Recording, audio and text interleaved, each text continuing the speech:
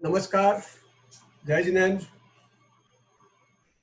Porwal pride Mewar के इस virtual मंच पर आयोजित पावरफुल पोरवाल पर्सनालिटीज यानी पीपीटी वेबिनार सीरीज के 5वें एपिसोड में आप सबका स्वागत, अभिनंदन। कार्यक्रम शुरू करूं उससे पूर्व मैं नरेश जी से अनुरोध करूंगा, सूरत से नरेश जी कृपया नवका मंत्र पढ़ के अपना आज का ये सेशन चालू करें। जय जिनेन्द्र। नमो अरहंतानम, नमो सिद्धानम, नमो आर्यानम, नमो उवज्जायनम, नमो लोहे सव्व साहूनम, एसो पंच नमोकारो सव्व पाव पनासनो, मंगलानम च सव्येसी परमम हवै मंगलम। कैलाश जी। धन्यवाद नरेश जी। जब तक और मेंबर ज्वाइन होए तब तक मैं यूजुअली बोल देता हूं कि कोरोना काल में चालू हुआ यह मंच YouTube पर भी काफी लोकप्रिय हो चुका है। अभी तक जैसे मैंने देखा था सुबह लगभग 2700 व्यू हो चुके हैं। अभी काफी मेंबर जुड़ चुके हैं, तो मैं एक बार उन सब का पुनः स्वागत करता हूं। आप सबका अभिनंदन, और जो वरिष्ठ महानुभाव पधारे हैं उन सबको मैं वंदन करता हूं। आज का यह एपिसोड भी पिछले 4 एपिसोड की तरह बिजनेस सेक्टर से है। इससे पूर्व हमने बेंगलोर, सूरत, मुंबई और अहमदाबाद से एक एक इंटरव्यू लिया था। आज का ये इंटरव्यू उदयपुर से ही हमारे बीच में श्री शांतिलाल साहब है, उनका लेने जा रहे हैं। हालांकि यह एपिसोड पिछले रविवार को होना निश्चित था, लेकिन जूम ऐप में टेक्निकल प्रॉब्लम सब जगह थी, नहीं हो सका। इसके लिए हम सब आपसे खेद व्यक्त करते हैं। काफी मेंबर उस समय 120-140 मेंबर आके ज्वाइन नहीं हो पाए थे, हम इसका खेद ज्ञापित करते हैं। पिछले 4 एपिसोड में हमें आशा के अनुरूप बहुत पॉजिटिव रिस्पांस मिला था। अनेक गणमान्य बंधुओं के कमेंट्स, उनके द्वारा प्रशंसा भरे शब्द, आशीर्वचन, उनके सुझाव हमें फोन कॉल पर मुझे और हमारी पूरी टीम को प्राप्त हुए थे। पूरी टीम अभिभूत है, आभारी है। आपके द्वारा प्रदत्त सुझावों को हम यथासंभव क्रियान्वित करेंगे, हम हमारे प्रोग्राम में सम्मिलित करेंगे, हम आपको आश्वासन देते हैं। पिछले दिनों में मिले आपके सहयोग से उत्साहित होकर हम शीघ्र ही नए जोश के साथ चिकित्सा शिक्षा सेक्टर से top most well known personalities के साथ साथ स्टूडेंट के गाइड के लिए कैरियर काउंसलिंग और उससे भी आगे समाज की महिला शक्ति के लिए समाज की ही working women, effective talented women के द्वारा वुमेन एम्पावरमेंट सीरीज चलाना भी हमारा लक्ष्य है। आप सबसे सहज सहयोग की अपेक्षा है। आज मैं ये प्रोग्राम चालू करूं। हमारा परम सौभाग्य हमें आज साक्षात्कार के लिए उदयपुर के सफल व्यवसायी, प्रसिद्ध समाज सेवी, जीतो राजस्थान जोन के चेयरमैन आदि अनेक सभा संस्थाओं को सेवा दे रहे श्रीमान शांतिलाल जी साहब मारू उपलब्ध हुए हैं। आपकी जीवनी, आपकी सक्सेस स्टोरी को इंटरव्यू के माध्यम से डिकोड करने का प्रयास करेंगे। उदयपुर से ही मेरे कॉलेज सहपाठी, मेरे परम मित्र श्री लोकेश जी कोठारी, जो कि स्वयं शहर के प्रमुख लैंड डेवलपर और इन्वेस्टर हैं, वो भी जैन समाज के अनेक अन्य संस्थाओं, जैन समाज की संस्थाओं और अन्य सामाजिक संस्थाओं में सेवाएं दे चुके हैं। हाल में वो भारत विकास परिषद प्रताप के प्रेसिडेंट हैं। आप दोनों का मैं हार्दिक स्वागत करता हूं। श्रीमान शांतिलाल साहब, जय जिनेन्द्र, आपका हार्दिक स्वागत। जय जिनेन्द्र, आपका भी स्वागत। अब अधिक समय न लेते हुए मैं यह मंच श्रीमान लोकेश जी को सुपुर्द करता हूं। Lokesh ji, carry on. Thanks Kailash ji. Shri Porwal pride of Mewar की ओर से मैं लोकेश कोठारी, पुत्र गणेश लाल जी कोठारी, जिलों के नगरी उदयपुर से आप सभी का आज के वेबिनार में उपस्थित सभी जनों का हृदय की असीम गहराइयों से हार्दिक स्वागत अभिनंदन करता हूं। पोरवाल प्राइड मेवाड़ मंच पोरवाल समाज की पावरफुल पर्सनालिटीज का वेबिनार आयोजित कर रहा है। इस श्रृंखला का आज ये 5वां संस्करण हम आपके बीच में लेके आए हैं और इस 5वीं कड़ी के श्रृंखला में हम आज रूबरू होंगे जिलों की नगरी में बसे प्रसिद्ध व्यवसायी, समाज सेवी या यूं कहते हैं कि उद्योगपति जो अपना एक उदयपुर शहर में एक अपना अलग ही पहचान रखते हैं, श्रीमान शांतिलाल जी साहब मारू से। आज मैं अपने आप को बड़ा गौरवान्वित महसूस करता हूं कि ऐसे प्रसिद्ध उद्यमी, समाज सेवी, विराट व्यक्तित्व की धनी श्री शांतिलाल जी मारू से आज मैं आप सभी का परिचय व्यक्तित्व के बारे में बता सकूं, ये मेरा सौभाग्य है। चालू करते हैं शांतिलाल जी साहब मारू की जीवनी से। श्री शांतिलाल जी मारू का जन्म 31 दिसंबर 1953 को मावली तहसील के गांव पल्लाना में हुआ था। आपकी माता का नाम श्रीमती तिलूबाई जी एवं फादर का नाम श्रीमान सरदार मल जी मारू था। आपके एक बड़े भ्राता और 6 बहनें आपके परिवार में हैं। आपका विवाह 1979 में श्रीमान सोनलाल जी साहब पोरवाल की सुपुत्री श्रीमती शांता देवी के साथ हुआ। आपके 2 पुत्र वधुएं हैं। पुत्र श्री संदीप जी मारू सोनाली, इराक जी है, मोनिका जी है। पौत्र पोत्री के साथ आपका एक संयुक्त परिवार है। चूंकि आपका जन्म एक साधारण परिवार में हुआ था, मध्यम वर्गीय परिवार में हुआ। आपकी प्रारंभिक शिक्षा अपने गांव पल्लाना में हुई। आपकी शुरू से ही बचपन से ही शिक्षा के अंदर विशेष रुचि रही। उस जमाने में कहते हैं कि अगर किसी के डिस्ट्रिक्शन में अंक प्राप्त होते हैं तो बहुत बड़ी बात हुआ करती थी, 75% से अबव। आजकल तो अपने बच्चे 95 और 98 भी लाएंगे तो भी माँ बाप परेशान करेंगे कि इतने कम क्यों आए। उस जमाने में अगर 75% मार्क्स आते थे तो बहुत बड़ी उपलब्धि मानी जाती थी। तो आप आगे की शिक्षा के लिए उदयपुर शहर की ओर आए। आपने मिडिल सेकेंडरी में 75% के डिस्ट्रिक्शन मार्क्स के साथ आपने शिक्षा अंक प्राप्त किए। उसके पश्चात आपने बीएससी एमकॉम की ओर अग्रसर हुए, यह शिक्षा प्राप्त की। चूंकि मैंने पूर्व में बताया कि आप एक साधारण मध्यम वर्गीय परिवार से थे, तो आपका सब जन का एक सपना होता है कि आगे भविष्य में क्या करना है। तो आपका भी एक छोटा सा सपना था कि मैं किसी भी तरह एक अच्छे बैंक में मेरी नौकरी मिल जाए और साल के अतिरिक्त 1 लाख रुपए कमा लूं, ताकि मैं अपने परिवार का और अपना जीवन यापन आराम से कर सकूं। यही आपका सपना था। कहते हैं कि जब आपके भाग्य और चीज अलग लिखी हो तो नियति कुछ और ही मंजूर होता है। तो नियति को कुछ और मंजूर था। आपने कभी सोचा भी नहीं था कि मैं इस व्यवसाय क्षेत्र में कभी कदम रखूंगा। 1970 में आप अपने बड़े भ्राता श्री छोगालाल जी मारू के साथ चाय पत्ती का होलसेल व्यवसाय में आपने उस व्यापार क्षेत्र में कदम रखा। 10 वर्षों तक आपने इस कार्य को किया, परंतु आपका मन इस व्यवसाय से भटक रहा था, मन नहीं लग रहा था। तो 1980 में आपका एक नया अपने दोस्तों के साथ मिलना हुआ। दोस्तों ने कुछ सजेस्ट किए कि चलो अपन एक प्रॉपर्टी व्यवसाय की ओर अग्रसर होते हैं। परंतु 1980 में जब उदयपुर पूरा शहर मार्बल इंडस्ट्रीज की ओर दौड़ रहा था, परंतु अपने आप को आपने 1980 में प्रॉपर्टी व्यवसाय की ओर अग्रसर किया। 1980 से 1985 तक का आपका सफर एक बिल्कुल कहें कि चलते रहे पर कुछ मिला नहीं। तो शांतिलाल जी साहब मारू से मेरी बात भी हुई थी, तो बता दें कि 1980 से 1985 तक कहते हैं कि एक ढेला भी नहीं कमाया आपकी भाषा में।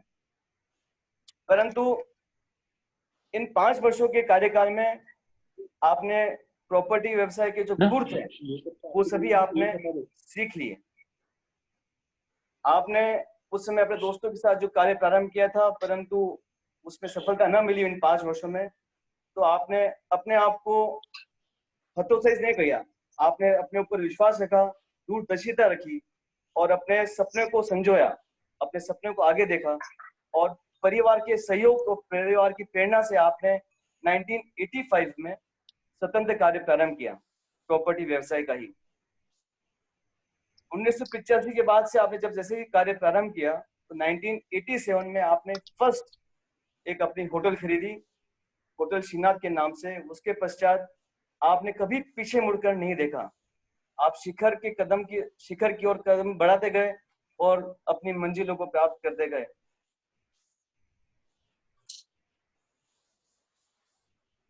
इसी के साथ प्रॉपर्टी व्यवसाय के साथ साथ भी आपने कंस्ट्रक्शन कंपनीज इंडस्ट्री भी प्रारंभ की, कई लग्जरी फ्लैट का भी आपने निर्माण किया। वर्तमान में उदयपुर में आपकी 3 प्रसिद्ध होटलें भी हैं, जिनमें एक प्रमुख देश की ख्यातिनाम होटल शौर्यगढ़ भी इसमें सम्मिलित है। हमें बड़ा गर्व होता है कि ये बताते हुए कि अभी आप वर्तमान में लगभग 70 कंपनीज के डायरेक्टर हैं, जिनके आप डायरेक्टर चेयरमैन हैं, जिनमें प्रमुख कंपनीज में आपकी है Sanchi group of developers, Shauryagarh resort and spa, ये प्रमुख है और ये शहर की जानी मानी कंपनीज हैं। आपने इसी व्यवसाय के साथ उदयपुर वासियों को कई बड़ी बड़ी सौगातें भी दी है। इनमें एक आपकी 500 आवासीय भूखंडों की 2 मेगा प्लानिंग है उदयपुर व्यवसायों को सौगात के रूप में मिली है, जो प्रसिद्धि के चरम पे है। उसमें एक थी आपकी शिकारवाड़ी के नाम से और दूसरा था टाइगर हिल। ये तो बहुत बड़ी बड़ी विराट मेगा आवासीय कॉलोनी थी। साथ साथ ही आपने 300 फ्लैट्स की 300 आवासीय प्लानिंग भी आपने 300 आवासीय भूखंड प्लानिंग की आपने की है, जिनमें बहुत सी कम अलग अलग क्षेत्रों में है, जिनमें बुवाना है, कलड़वास है आदि कई क्षेत्रों में आपने इसमें ये प्लानिंग की है। आपका बचपन से ये कहते हैं कि जैसे आपने कदम रखा प्रॉपर्टी व्यवसाय में, तो एक सपना आपने और भी संजोया था कि आपका उदयपुर वासियों से विशेष लगाव भी रहा है और विशेषकर से समाज जनों से, जैन समाज के प्रति भी आपका विशेष लगाव भी है। आप चाहते थे कि उदयपुर में और उदयपुर के आसपास के क्षेत्रवासी जो भी यहाँ उदयपुर में आए, उनको एक अपना एक घर मिले। तो आपने कलड़वास क्षेत्र में अपना घर आंगन के नाम से एक स्कीम प्रारंभ की, अफोर्डेबल हाउसिंग के नाम से अफोर्डेबल हाउसिंग कॉलोनी का निर्माण किया, जो अपने पता तो बड़ा गर्व होता है कि आज वो पूर्ण हो चुकी है, जिसमें 1100 फ्लैट लगभग है, 150 बंगले आपने निर्माण किया, जो पोरवाल समाज और अपने सबके लिए बड़ा ही गौरवान्वित चीज है और ये अभिभूत करने वाली है। साथ ही आपने विगत वर्षों में कई लग्जरी फ्लैट्स का भी निर्माण किया, जो Manish enclave, Sanchi enclave, Gloria और सांची रेजिडेंसी नाम से काफी प्रसिद्ध है। अभी आप एक्सक्लूसिवली जैन परिवारों के लिए अफोर्डेबल फ्लैट्स का भी निर्माण कर रहे हैं। इनका आपका जो मुख्य उद्देश्य है कि जैन परिवारों को जो आसपास के क्षेत्रों से आते हैं, गोगुंदा, पल्लाना, बाणपुरा, सायरा, जो भी यहाँ इन्वेस्टमेंट करना चाहे, एक छोटा फ्लैट हो, वो अफोर्डेबल हाउस भी आप अभी इसका एक निर्माण कर रहे हैं और उन जैन परिवारों को एक फ्लैट मिल जाए एक अफोर्डेबल, तो वो काफी उनके लिए मददगार रहेगा। और आप चाहते हैं कि मैं चाहता हूँ, उनका एक सपना है शुरू से कि मैं चाहता हूँ कि अपने जैन परिवारों को एक मैं छोटा फ्लैट उपलब्ध करा सकूं, तो ये मेरे लिए बहुत बड़ी चीज होगी और बहुत बड़ी उपलब्धि होगी। इसीलिए कहते हैं उदयपुर में कि आप प्रॉपर्टी व्यवसाय के बेताज बादशाह हैं, आपका कोई आसपास भी कोई सानी नहीं है। साथ ही आपकी बुद्धिमत्ता एवं कुशलता से आपने कई राजनीतिक व्यक्तियों एवं प्रशासनिक व्यक्तियों से भी प्रगाढ़ संबंध बनाए हुए हैं। आपकी सामाजिक सेवा कार्यों में भी शुरू से ही रुचि रही है। आपने विभिन्न सामाजिक संगठनों के शीर्ष पदों पर भी कार्य किया और अभी वर्तमान में भी आप इस पदों पर कार्य कर रहे हैं, जिनमें प्रमुख रूप से तेरापंथ युग परिषद उदयपुर के आप 1985 में अध्यक्ष पद पर रहे। 2007 में आप आशीर्षित महाप्रज्ञ की चतुर्मास काल में स्वागत अध्यक्ष है। जो स्वागत अध्यक्ष बनना एक बहुत बड़ी, सबसे बड़ी पोस्ट वही होती है चतुर्मास काल के, तो आप सबसे बड़ी पोस्ट पे उस समय रहे थे। अभी आप जैन समाज की सबसे बड़ी सशक्त संगठन जीतो उदयपुर चैप्टर के फाउंडर चेयरपर्सन भी रहे।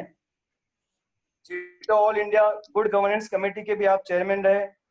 वर्तमान में आप एट प्रेजेंट में आप जीतो राजस्थान जोन के, मतलब संपूर्ण राजस्थान जोन के आप चेयरमैन हैं एवं तेरापंथ समाज की सर्वोच्च यूनिवर्सिटी जैन विश्व भारती लाडनू के भी आप ट्रस्टी हैं।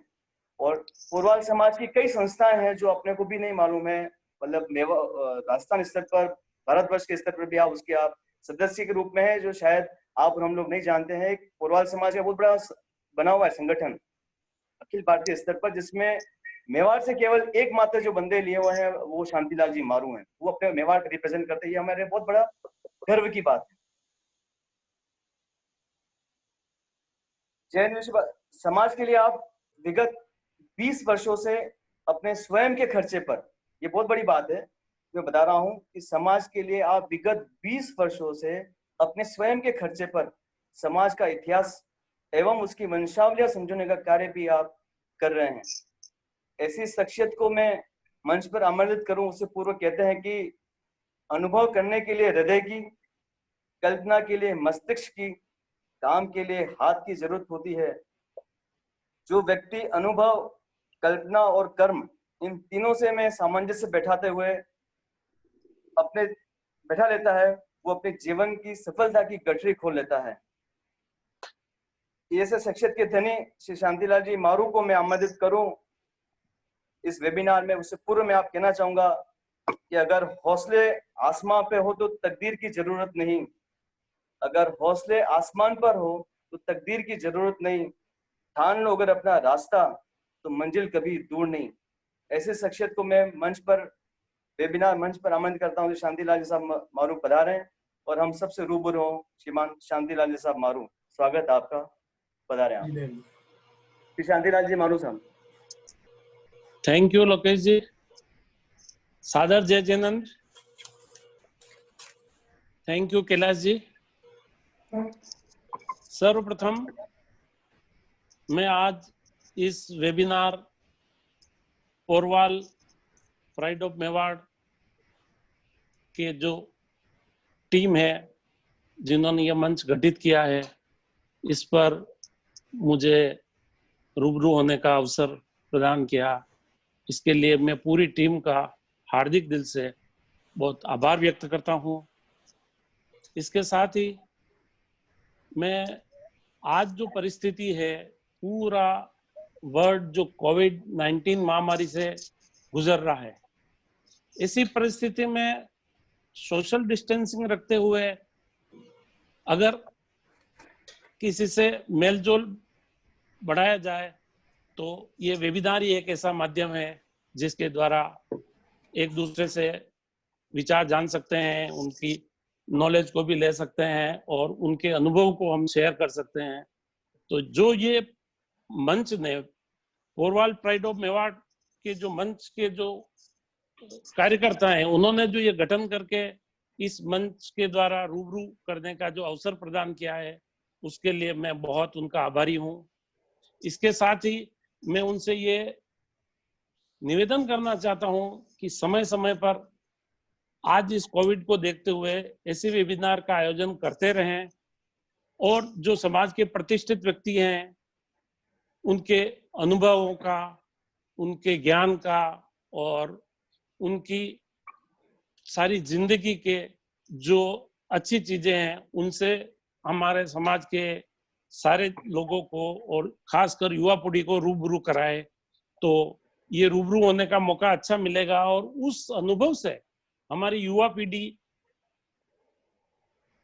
अपनी लाइफ में उनको उतार के आगे बढ़ने का उनको एक अच्छा अवसर मिलेगा। तो ये मेरी आपसे रिक्वेस्ट है कि आप इसको चालू रखें। और आपकी ये आदेश हमारी सर आंखों पर है और हमारा उद्देश्य भी शुरू से हुक्म मेरा आदेश नहीं है, ये मेरे दिल से निकली हुई एक अरमान है। मतलब बहुत बहुत आभार। तो इस कोविड के द्वारा है ये मेल मिलाप होने का मौका मिला है, तो इसको आप कंटिन्यू रखें और समाज के जितने प्रतिष्ठित, जितने अच्छे और जिनके अनुभव हैं, जो अनुभव कभी मिल नहीं सकते हमको, मतलब लाखों के आप करोड़ में भी खर्च करेंगे तो अनुभव हम नहीं प्राप्त कर सकते, जो इस वेबिनार के द्वारा कम समय में हम आदान प्रदान कर रहे हैं, और उसका सारा श्रेय आपके इस टीम को जाता है।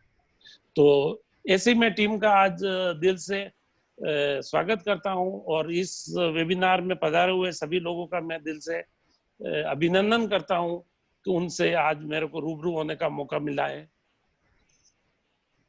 मैं मेरी जिंदगी के बारे में थोड़ा सा 2 शब्द अगर आपको कहना चाहूं तो मेरा जन्म तो जैसा लोकेश जी ने बताया है कि छोटे से गांव पलाना में हुआ था, और 1966 के आसपास मैं पढ़ने के लिए उदयपुर आ गया था मेरे बड़े भाई साहब के साथ, चोगलाल जी के साथ, और 3-4 साल पढ़ाई भी की। और उसके बाद लगभग 1970 में हमने व्यापार चालू किया था। कैलाश जी, व्यापार हम शुरू से मतलब पढ़ाई के साथ करते रहते थे। तो 1970 से लगा के 1980 तक मैं व्यापार में लगा रहा। उसमें विभिन्न प्रकार के, ज्यादा गिनो तो मैं 20-25 गिना सकता हूँ, पर 5-6 तो मैं छोटे छोटे बता दूंगा आपको। चाय से लगा के शक्कर, तेल, घी, मार्बल, चांदी और दूसरे अनेक प्रकार के मैंने व्यापार किए। ट्रांसपोर्ट का भी किया, काफी व्यापार किए। और उस सारे व्यापार में हालांकि मेरे को घाटा बहुत कम में लगा है, एक आध में लगा है, बाकी सारे में मुनाफा ही हुआ है। पर सफलता जो मेरी आशा थी उसके अनुरूप मेरे को नहीं मिला। तो 1980 के आसपास आते आते जब सारा उदयपुर मार्बल और इस व्यवसाय की ओर देख रहे थे, इसमें ज्यादा मुनाफा है, उस समय मैंने अपने आप को सोचा कि कोई प्रॉपर्टी का व्यवसाय या टूरिज्म का व्यवसाय चालू करें। तो उसी लक्ष्य को लेकर मैंने 1980 में उन व्यवसाय को छोड़कर मैं प्रॉपर्टी का व्यवसाय चालू किया। उस समय अनुभव तो था नहीं हमारे में, मतलब तो जैसे जैसे जो जो आते रहते थे डील करते रहते थे। और आप ये माने कि 1985 तक विदाउट एनी प्रॉफिट कोई 1 रुपया नहीं कमाया और उसको करते रहे। और उसमें अनुभवहीनता की वजह से क्या होता है कि जो डील्स आती थी हम लेते रहते थे, उसको डिस्पोज ऑफ कोई भी डील नहीं हुई 5 साल तक। मतलब उसके बाद उसमें थोड़ा सा मॉडिफाइड किया, वो मैं आपको बताता हूँ बाद में। उस मॉडिफाइड करके और फिर उसके बाद 1987 में मैंने एक टूरिज्म इंडस्ट्री में जाते हुए एक होटल खरीदी। और होटल के बाद लगातार हम आगे बढ़ते रहे और आज 2020 तक चलता रहा। 2005 में मेरे परिवार में जो मेरे क्लोज भी हैं और कुछ रिलेशन में भी है, जैसे अशोक जी कोठारी है, स्वर्गीय मनीष इंद्रावत है, हिमांशु जैन है, मेरे दोनों पुत्र पीयूष और चिराग है। इन लोगों ने भी मेरे को ज्वाइन किया। ये लोग कुछ नई पढ़ के आए थे, नई चीज सोच रहे थे, कंस्ट्रक्शन वगैरह। उससे पहले मैं कंस्ट्रक्शन वगैरह ज्यादा नहीं करता था। तो ये नई चीजें, नए अनुभव के साथ आके मेरे से जुड़े। उसके बाद हमने काम का भी विस्तार किया। इसके बाद हमने पाली जिले में कुछ काफी बड़े प्रोजेक्ट्स किए हैं, माउंट आबू पे भी किए हैं, बॉम्बे में भी किए हैं, और आज उदयपुर में हम लोग कर रहे हैं। तो करीब करीब 2020 तक सब लोगों का सहयोग मिला। इसमें काफी उतार चढ़ाव भी आए। बहुत से लोगों का मैंने अपनी मेहनत और उनसे विश्वास प्राप्त किया, उनसे एसोसिएशन भी किया। बहुत से उन्होंने जिन्होंने हम पे इतना भरोसा नहीं किया हमारी बात पे, पर फिर भी उनसे हमको बहुत शिक्षा सीखने को मिली। तो इस अवसर पर मैं उन सबको भी धन्यवाद देना चाहता हूँ जो मेरी इस लाइफ के उतार चढ़ाव में हर जगह मेरे को मतलब साथ रहे, संबल मिला और उन्होंने पूरी ताकत दी। ऐसे मेरे लाइफ में रहा। मतलब अब इस टाइम पे मैं जिंदगी के जो बिजनेस के हैं, लोकेश जी, मैं आपको ये कहना चाहता हूँ बिजनेस के बारे में, अपने सारे जो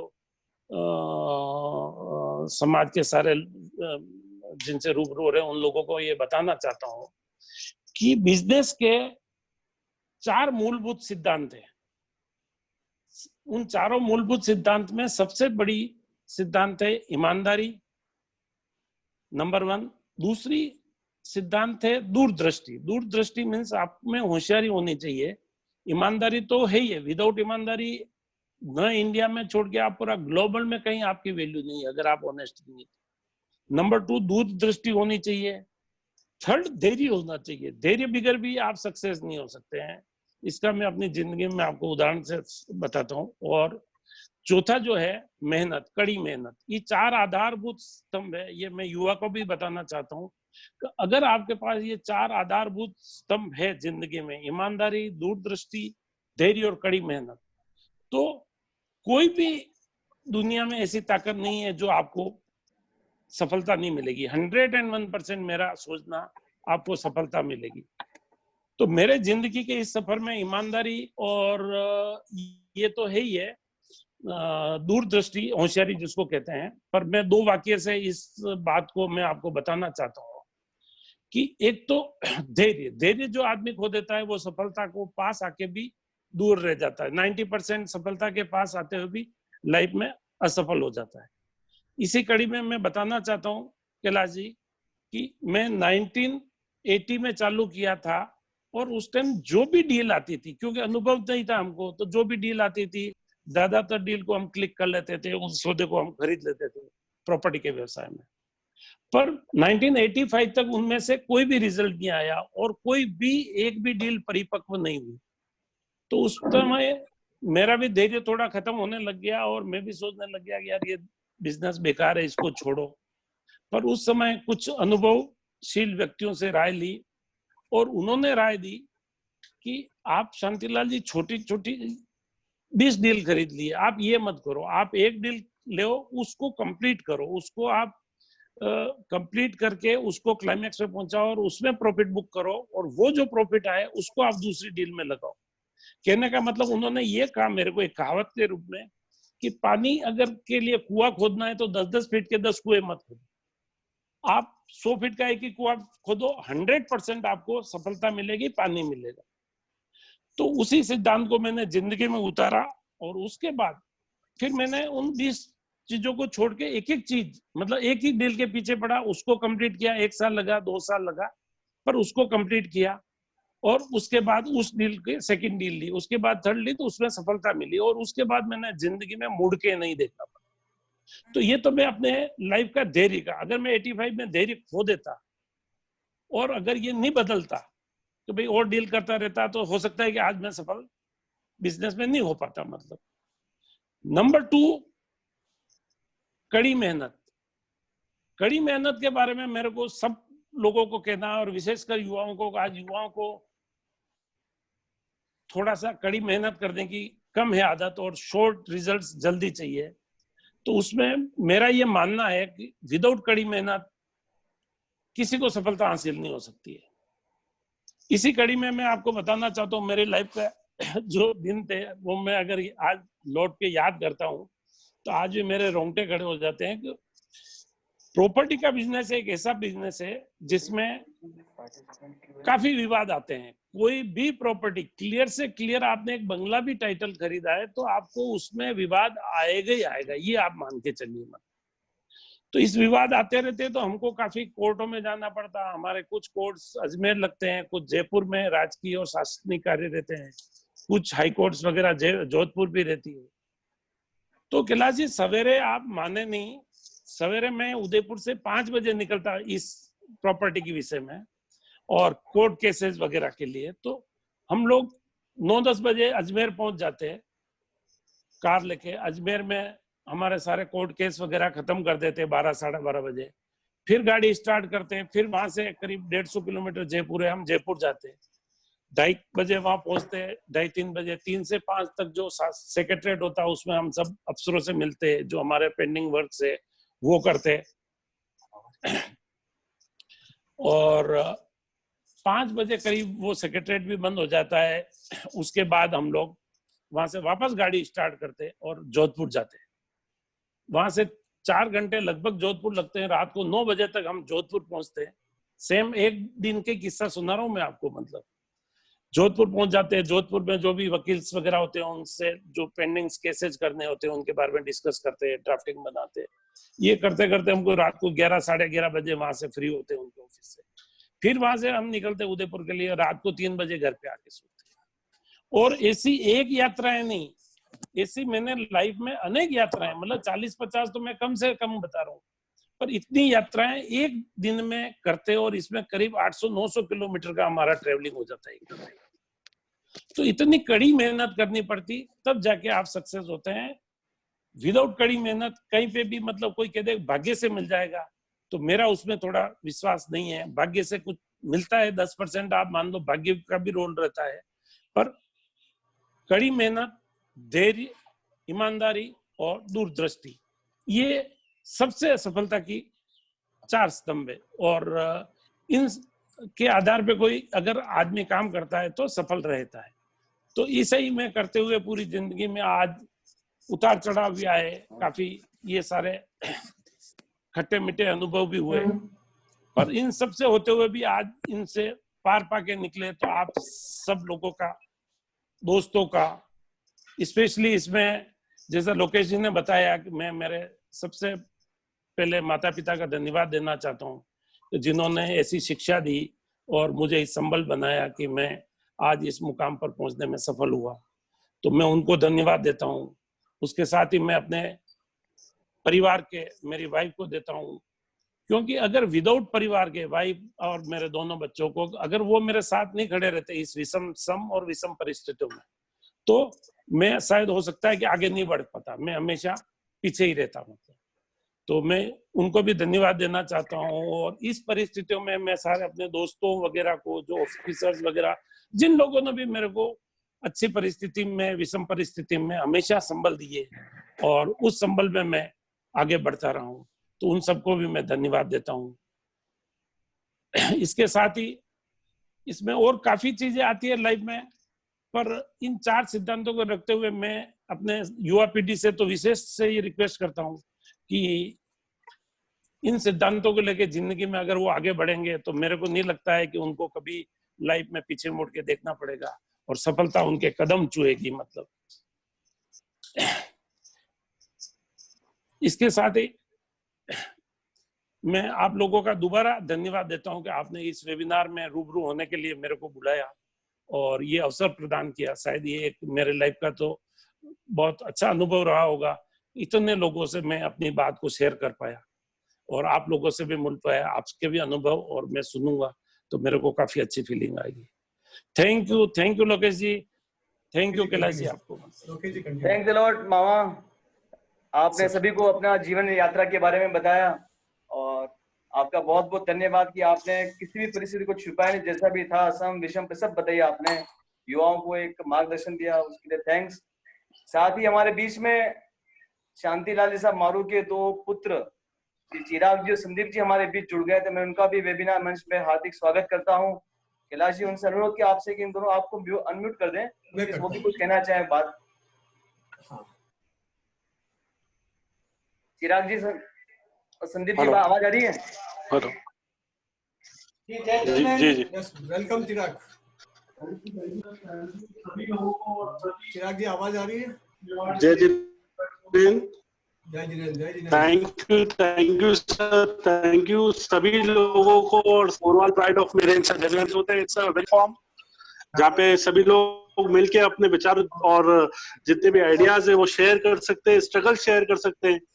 तो उससे इस मुश्किल घड़ी में अपन आगे बढ़े और किस तरीके से सक्सेस को हासिल करें, वो बहुत ही हेल्पफुल रहता है। Thank you so much. Thanks Sandeep ji और चिराग जी। अभी मामा ने एक, मामा इसलिए वर्ड है कि आप शांतिलाल जी मारू की सहजता एक चीज बता दूं, और मैं आपको बता दूं कि शांतिलाल जी मारू को, मामा साहब को लोग मैक्सिमम उदयपुर में शांति मामा के नाम से ज्यादा जानते हैं। ये आपकी एक सहजता है, और आप किसी से पूछे कि कहाँ जा रहे हैं, वो ये बोलेंगे मैं शांति मामा से मिलने जा रहा हूँ। और आप जो क्वेश्चन पूछे कि भाई तेरे मामा कैसे हुए, कि भाई हमारे मामा है, क्यों कि आपकी एक सबके साथ बहुत सहजता से उपलब्ध हो जाते हैं, इतने आसानी सबसे मिलते हैं कि सबको लगता है कि वो अपने ही हैं। तो ऐसी शख्सियत का इस मुकाम पे पहुंचने के बाद भी जो आप इतना आसानी से सब लोगों से मिलते हैं, वो अपने आप में दर्शाता है कि लोग आपको आज भी, पूरा पोरवाल समाज ही नहीं और समाज के लोग भी मामा को शांति मामा के नाम से मामा मामा ही बोलते हैं। ये भी एक बहुत बड़ी बात है। शांति मामा, अभी आपने मैं सब आपकी जीवन यात्रा के बारे में बताया, तो मैं आपसे कुछ क्वेश्चन करना चाहूंगा। मेरा पहला क्वेश्चन आपसे है कि आप जिस मंजिल पर पहुंचे हैं उसमें सफलता की कुंजी क्या है, एवं उसमें परिवार की आपके साथ क्या भूमिका रही है? लोकेश जी, सफलता का जहाँ सवाल है, सफलता की तो जिंदगी में जो मैंने बताया है कि आदमी अगर असूलों पे चले, जो कुछ सिद्धांत बना ले और उन सिद्धांतों पे अगर वो चलेंगे, तो मेरे को नहीं लगता कि किसी आदमी को लाइफ में असफलता मिले।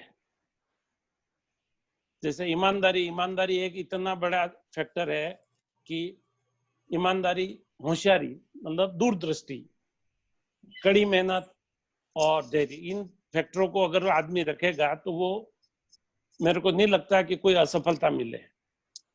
और जहां तक मैं समझता हूं परिवार का, तो परिवार के विदाउट सपोर्ट कोई भी आदमी सफलता की सीढ़ी नहीं चढ़ सकता है। जैसे आज मैं जिस भी सम परिस्थिति में या विषम परिस्थिति में भी रहता था, तो मेरे घर से मिसेज वगैरह का, मेरे बच्चों का पूरा मेरे को सपोर्ट मिलता था, तो उससे मेरे को आगे काम करने की एनर्जी मिलती थी। अगर परिवार से अगर एनर्जी नहीं मिले तो आदमी, जो बिजनेस में कई मुसीबत आती है, ऊंच नीच आती है, उतार चढ़ाव भी आते हैं, तो उन उतार चढ़ाव में तो आदमी तकलीफ पाता ही है। और फिर घर पे अगर सहयोग नहीं मिले परिवार का, तो वो आदमी सफलता हासिल नहीं कर सकता है। तो परिवार का तो इसमें बहुत बड़ा योगदान है। और इसी वे में अगर आप देखें कि जैसे गांधी जी थे या जितने भी बड़े लोगों को आप देखो, तो उनकी सफलता में उनकी धर्मपत्नी या उनकी घरों वालों की पूरा योगदान रहा था, तभी वो उस मंजिल को हासिल कर पाए। तो मैं भी ये मानता हूँ कि मेरी सफलता में मेरे परिवार वालों का संपूर्ण योगदान रहा। जैसे मेरे बड़े भाई साहब हैं, उन्होंने हाथ पकड़कर चलना सिखाया। हमारे भाभी जी थे, उन्होंने हमारे को पूरा छोटे से बड़ा किया। तो पूरे परिवार का बड़ा मतलब रोल रहता है। और मेरा ये मानना है कि आज इस परिस्थिति में अगर सब लोग परिवार के साथ लेके चले, तो उसमें परिवार भी आगे बढ़ता है और आपकी ग्रोथ भी होती है। मतलब तो मामा, जो आपने बताया, तो मैं आपको एक सिंपल सा क्वेश्चन और पूछ इसी में कि आप अपने जीवन का टर्निंग पॉइंट क्या मानते हैं? लोकेश जी, जिंदगी में टर्निंग पॉइंट तो हर मोड़ पे टर्निंग पॉइंट आते हैं, पर कुछ एक टर्निंग पॉइंट ऐसे आते हैं जो जिंदगी में यादगार बन जाते हैं, और उसको आपकी लाइफ में सफलता और असफलता की वो एक बैरियर पॉइंट आ जाता है। तो मेरी लाइफ में अगर बैरियर पॉइंट मानो, तो जब मैंने 80 में प्रॉपर्टी का व्यवसाय चालू किया था, ये बैरियर पॉइंट नहीं था। मेरा टर्निंग पॉइंट मैं ये मानता हूँ 85 में था। 85 में क्या हुआ, मैं धैर्य लगभग खो चुका था, 90% धैर्य खो चुका था। जब कोई लाभ नहीं मिला 5 साल तक, और सारा जो पैसा था वो भी चला गया एडवांस देने में और लोगों के पास। तो उस स्थिति में कुछ समझदार लोगों ने राय दी कि भाई आप ज्यादा सौदे मत करो, आप 1 या 2 करो और उनको आप मुकाम पे पहुंचाओ, फिर 2 करो, फिर 1 करो, पर सब बड़े ज्यादा सौदा मत करो। और उस शिक्षा को मैंने अपनी जिंदगी में उतारा। और उसके बाद फिर मैंने एक एक करके एक प्रोजेक्ट चुना, उसको कंप्लीट किया, फिर उसके बाद दूसरा प्रोजेक्ट लिया, उसको कंप्लीट किया। इस तरह से मैं चला। तो मैं मेरी लाइफ का टर्निंग पॉइंट ये मानता हूँ 1985 में वो शिक्षा कि आप अपनी लाइफ में अगर कुआं खोदना है तो 10-10 फीट के 10 कुएं मत खोदो, एक ही कुआं 100 फीट का खोदो। मतलब पूरी मेहनत एक ही चीज में करो और सफलता हासिल करो। इसी बीच हमारे वेबिनार में सूरत जीरो चैप्टर के फाउंडर प्रेसिडेंट श्रीमान प्रदीप जी सिंह भी हमारे बीच में उपस्थित हैं। मैं उनका भी इस वेबिनार में हृदय की असीम गहराई से हार्दिक स्वागत करता हूं। वो शांति, उन्होंने एक रिक्वेस्ट आई थी फोन पे कि मैं शांति मामा से बहुत क्लोज में जुड़ा हुआ हूं, तो मैं भी चाहता हूं कि मैं भी प्रदीप जी, जय जिनेन्द्र। मुद्रोगम जय जिनेन्द्र। हमारा ये सौभाग्य प्रदीप जी, स्वागत है आपका। ये मंच आपका भी स्वागत करता है। आप जितना नियमों के पर मतलब मेरे को ये है भी नहीं है, मैं चाहता भी नहीं था वेबिनार पे, पर हमारे लोगों के इन टीम के बहुत आग्रह था, तो मैंने कहा चलो कर लेंगे। तो चलो आपका स्वागत, बहुत थैंक यू, आपका बहुत बहुत वेलकम इस मंच पर। थैंक यू, शुक्रिया, थैंक यू सर। 2-3 मिनट आप कुछ पूछना चाहेंगे? मैं क्वेश्चन रोक के पहले आप कुछ पूछना चाहें प्रदीप जी? हाँ, मुझे 1-2 मिनट के लिए बात करनी है। 2 मिनट के लिए आप सबको अच्छा लगेगा, प्लीज मेरी बात को सुनिएगा। यस। आप लोगों ने आपके समाज के अग्रणी के रूप में शांतिलाल जी साहब को देखा है। मैंने प्रदीप सिंह जी ने अपने अजीज दोस्त के रूप में शांतिलाल साहब को देखा है। चिराग, संदीप, दोनों बेटों को मैं बहुत क्लोजली जानता हूँ। साहब, आप लोगों को शायद ये पता नहीं होगा क्योंकि ये पब्लिसिटी में बिलीव नहीं करते हैं। शांतिलाल जी साहब पब्लिसिटी में बिलीव नहीं करते हैं। हिज हाइनेस अरविंद सिंह जी मेवाड़ इनके पूछे बिना शायद पानी भी नहीं, जो उदयपुर INS है उनसे पूछे बिना पानी भी नहीं पीते। आज जम्मू एंड कश्मीर के जो गवर्नर हैं, जो बेसिकली एक IAS ऑफिसर हैं, वो तो इनकी दिल की धड़कन है, वो तो मतलब इनके घर के मेंबर हैं। इन्होंने रिश्तों की पूजा की है, रिश्तों को संभालना जानते हैं, और दोनों बेटे इतने शानदार, पावरफुल और अच्छे हैं कि दोनों बेटों ने प्रदीप सिंह जी को जेंटलमैन एक प्रॉमिस किया है कि अरे sir Pradeep ji thank you. मुझे अब देखना है तो प्राइवेट हवाई जहाज कब आता है, वो प्रदीप सिंह जी को शांतिलाल जी साहब कब घुमाते हैं, कहने का मीनिंग। अरे सर ये तो हमारा सौभाग्य आपकी है, पर ये एक दिलाने वाले आप ही हो, बस बाकी नहीं ला सकता। आपके विदाउट स्नेह और विदाउट ब्लेसिंग के नहीं आ सकता। अगर आपका ब्लेसिंग रहेगा तो हम भी ये हमारी दिल की भावनाएं पूरी करेंगे। मेहरबानी और सच्ची only and only due to your blessing, और आपकी ब्लेसिंग से ही आप आएगा, वो आप जानते हैं अच्छी तरह से। और मैं तहे दिल से इनकी इतनी इज्जत करता हूँ कि आप शायद कल्पना नहीं कर सकेंगे। और मैं ढेर सारे लोगों से ढेर सारी चीजें सीखता हूँ, और शांतिलाल जी साहब उनमें से एक है जिनसे मैं सीखता हूँ, जिनको गुरु समान मानता हूँ। जीतों की पिलर है, जीतों की शान है साहब। आज उदयपुर जीतो चैप्टर पूरे हिंदुस्तान पर शासन करता तो एकमात्र इंसान शांतिलाल जी मारू की वजह से। जीतों में हिंदुस्तान में कहीं भी जब उदयपुर या मेवाड़ की बात आती है तो बोलते हैं कि मेवाड़ में शांतिलाल जी मारू। ये मेरे एक्चुअल वर्ड्स हैं, इसमें कोई लाग लपेट नहीं है, मिक्सिंग नहीं है। और भगवान ने ऐसे दो इतने अच्छे उनको पुत्र दिए हैं जो इन ऊंचाइयों को न जाने कहा जाएगा। और बताओ क्यों बताऊं, कहीं भी चले जाओ भाई साहब एक छोटी सी सबको और बता दूं कि उदयपुर में अगर इनको कुछ पहले जब चिट्ठी लिखती तो चिट्ठी लिखने के लिए पता नहीं लिखना पड़ता था, शांतिलाल जी मारू उदयपुर लिख दो, चिट्ठी इनके घर पहुंच जाएगी। ये उनकी पॉपुलैरिटी का लेवल है साहब। कहीं भी कदम रख लो वो शायद जमीन उन्हीं की होगी या उन्हीं की बेची हुई होगी, सीधी या कहीं ना कहीं उनकी भागीदारी होगी। इतना होने के बावजूद सरलता की मूर्ति है साहब, हर एक के लिए अवेलेबल है ऑल द टाइम। ये कहने के लिए, समाज को बताने के लिए एक दूसरे समाज का व्यक्ति प्रदीप सिंह आया है कि साहब अरे सर रतन को देखो, रतन क्या है, कितना कीमती हीरा है आपके समाज का। शुक्रिया शुक्रिया, थैंक यू। अरे थैंक यू बहुत धन्यवाद। Thanks Pradeep ji, thanks a lot. Thank you, शुक्रिया। सॉरी मेरा शैलेश लोढ़ा का वेबिनार था, उसको रिक्वेस्ट किया कि उसको पहले जल्दी पूरा करो क्योंकि हमारे अजीज दोस्त के बारे में मुझे उनके समाज को कुछ बताना है। शुक्रिया, thank you Pradeep, thank you, शुक्रिया, थैंक यू, धन्यवाद प्रदीप जी, शुक्रिया, थैंक यू। अभी जस्ट प्रदीप जी ने जैसे बताया था कि शांति मामा किसी भी तरह से अपना शोबाजी या कहते हैं ना कि हर जगह बताने का काम बिल्कुल नहीं करते हैं। कि मैं इतने बड़े पद पे पहुंचने के बाद भी जब मेरी एक सहज बात हो रही थी वेबिनार के लिए, तो शांति मामा ने एक सिंपल बात की, लोकेश यार मैं क्या वेबिनार में हूँ, बस ठीक है मैं नहीं आना चाहता। बड़ी रिक्वेस्ट करके आपको बुलाया कि यार मेरे को क्या बताऊंगा, मेरी इसके बारे में मेरे को बताना अच्छा नहीं लगता है। तो आप पधारे, सहजता से हमने जो आपने स्वीकार किया उसके प्रति भी आपके मामा बहुत धन्यवाद ज्ञापित करते हैं। अपना मेरा अगला प्रश्न है कि आपने अपनी व्यवसाय की सफलता और टर्निंग पॉइंट, उसी कुंजी के बारे में सब कुछ बताया। आज के हमारे युवा पीढ़ी, समाज के बहुत से लोग इस व्यवसाय से जुड़े हुए हैं, उनको आप क्या संदेश देना चाहेंगे? और जो समाज के युवा जन इस बिजनेस में आएंगे तो वो आप उनकी कहां तक और क्या सहायता कर सकेंगे? मेरा आपसे क्वेश्चन मामा। मैं लोकेश जी युवा पीढ़ी से एक रिक्वेस्ट करता हूं कि व्यवसाय प्रॉपर्टी का तो बहुत ही एट्रैक्टिव है और काफी समय में तो मतलब एट्रैक्टिव भी इतना था कि लोग स्पेक्युलेटिव मार्केट में भी आ जाते थे और आज लिया कल डबल हो जाते हैं, वो कर लेते हैं। पर मैं अपने युवाओं को ये आश्वासन देना चाहता हूं कि व्यवसाय प्रॉपर्टी का काफी अच्छा है, पर वो इसको स्पेक्युलेटिव मार्केट समझ के नहीं आए।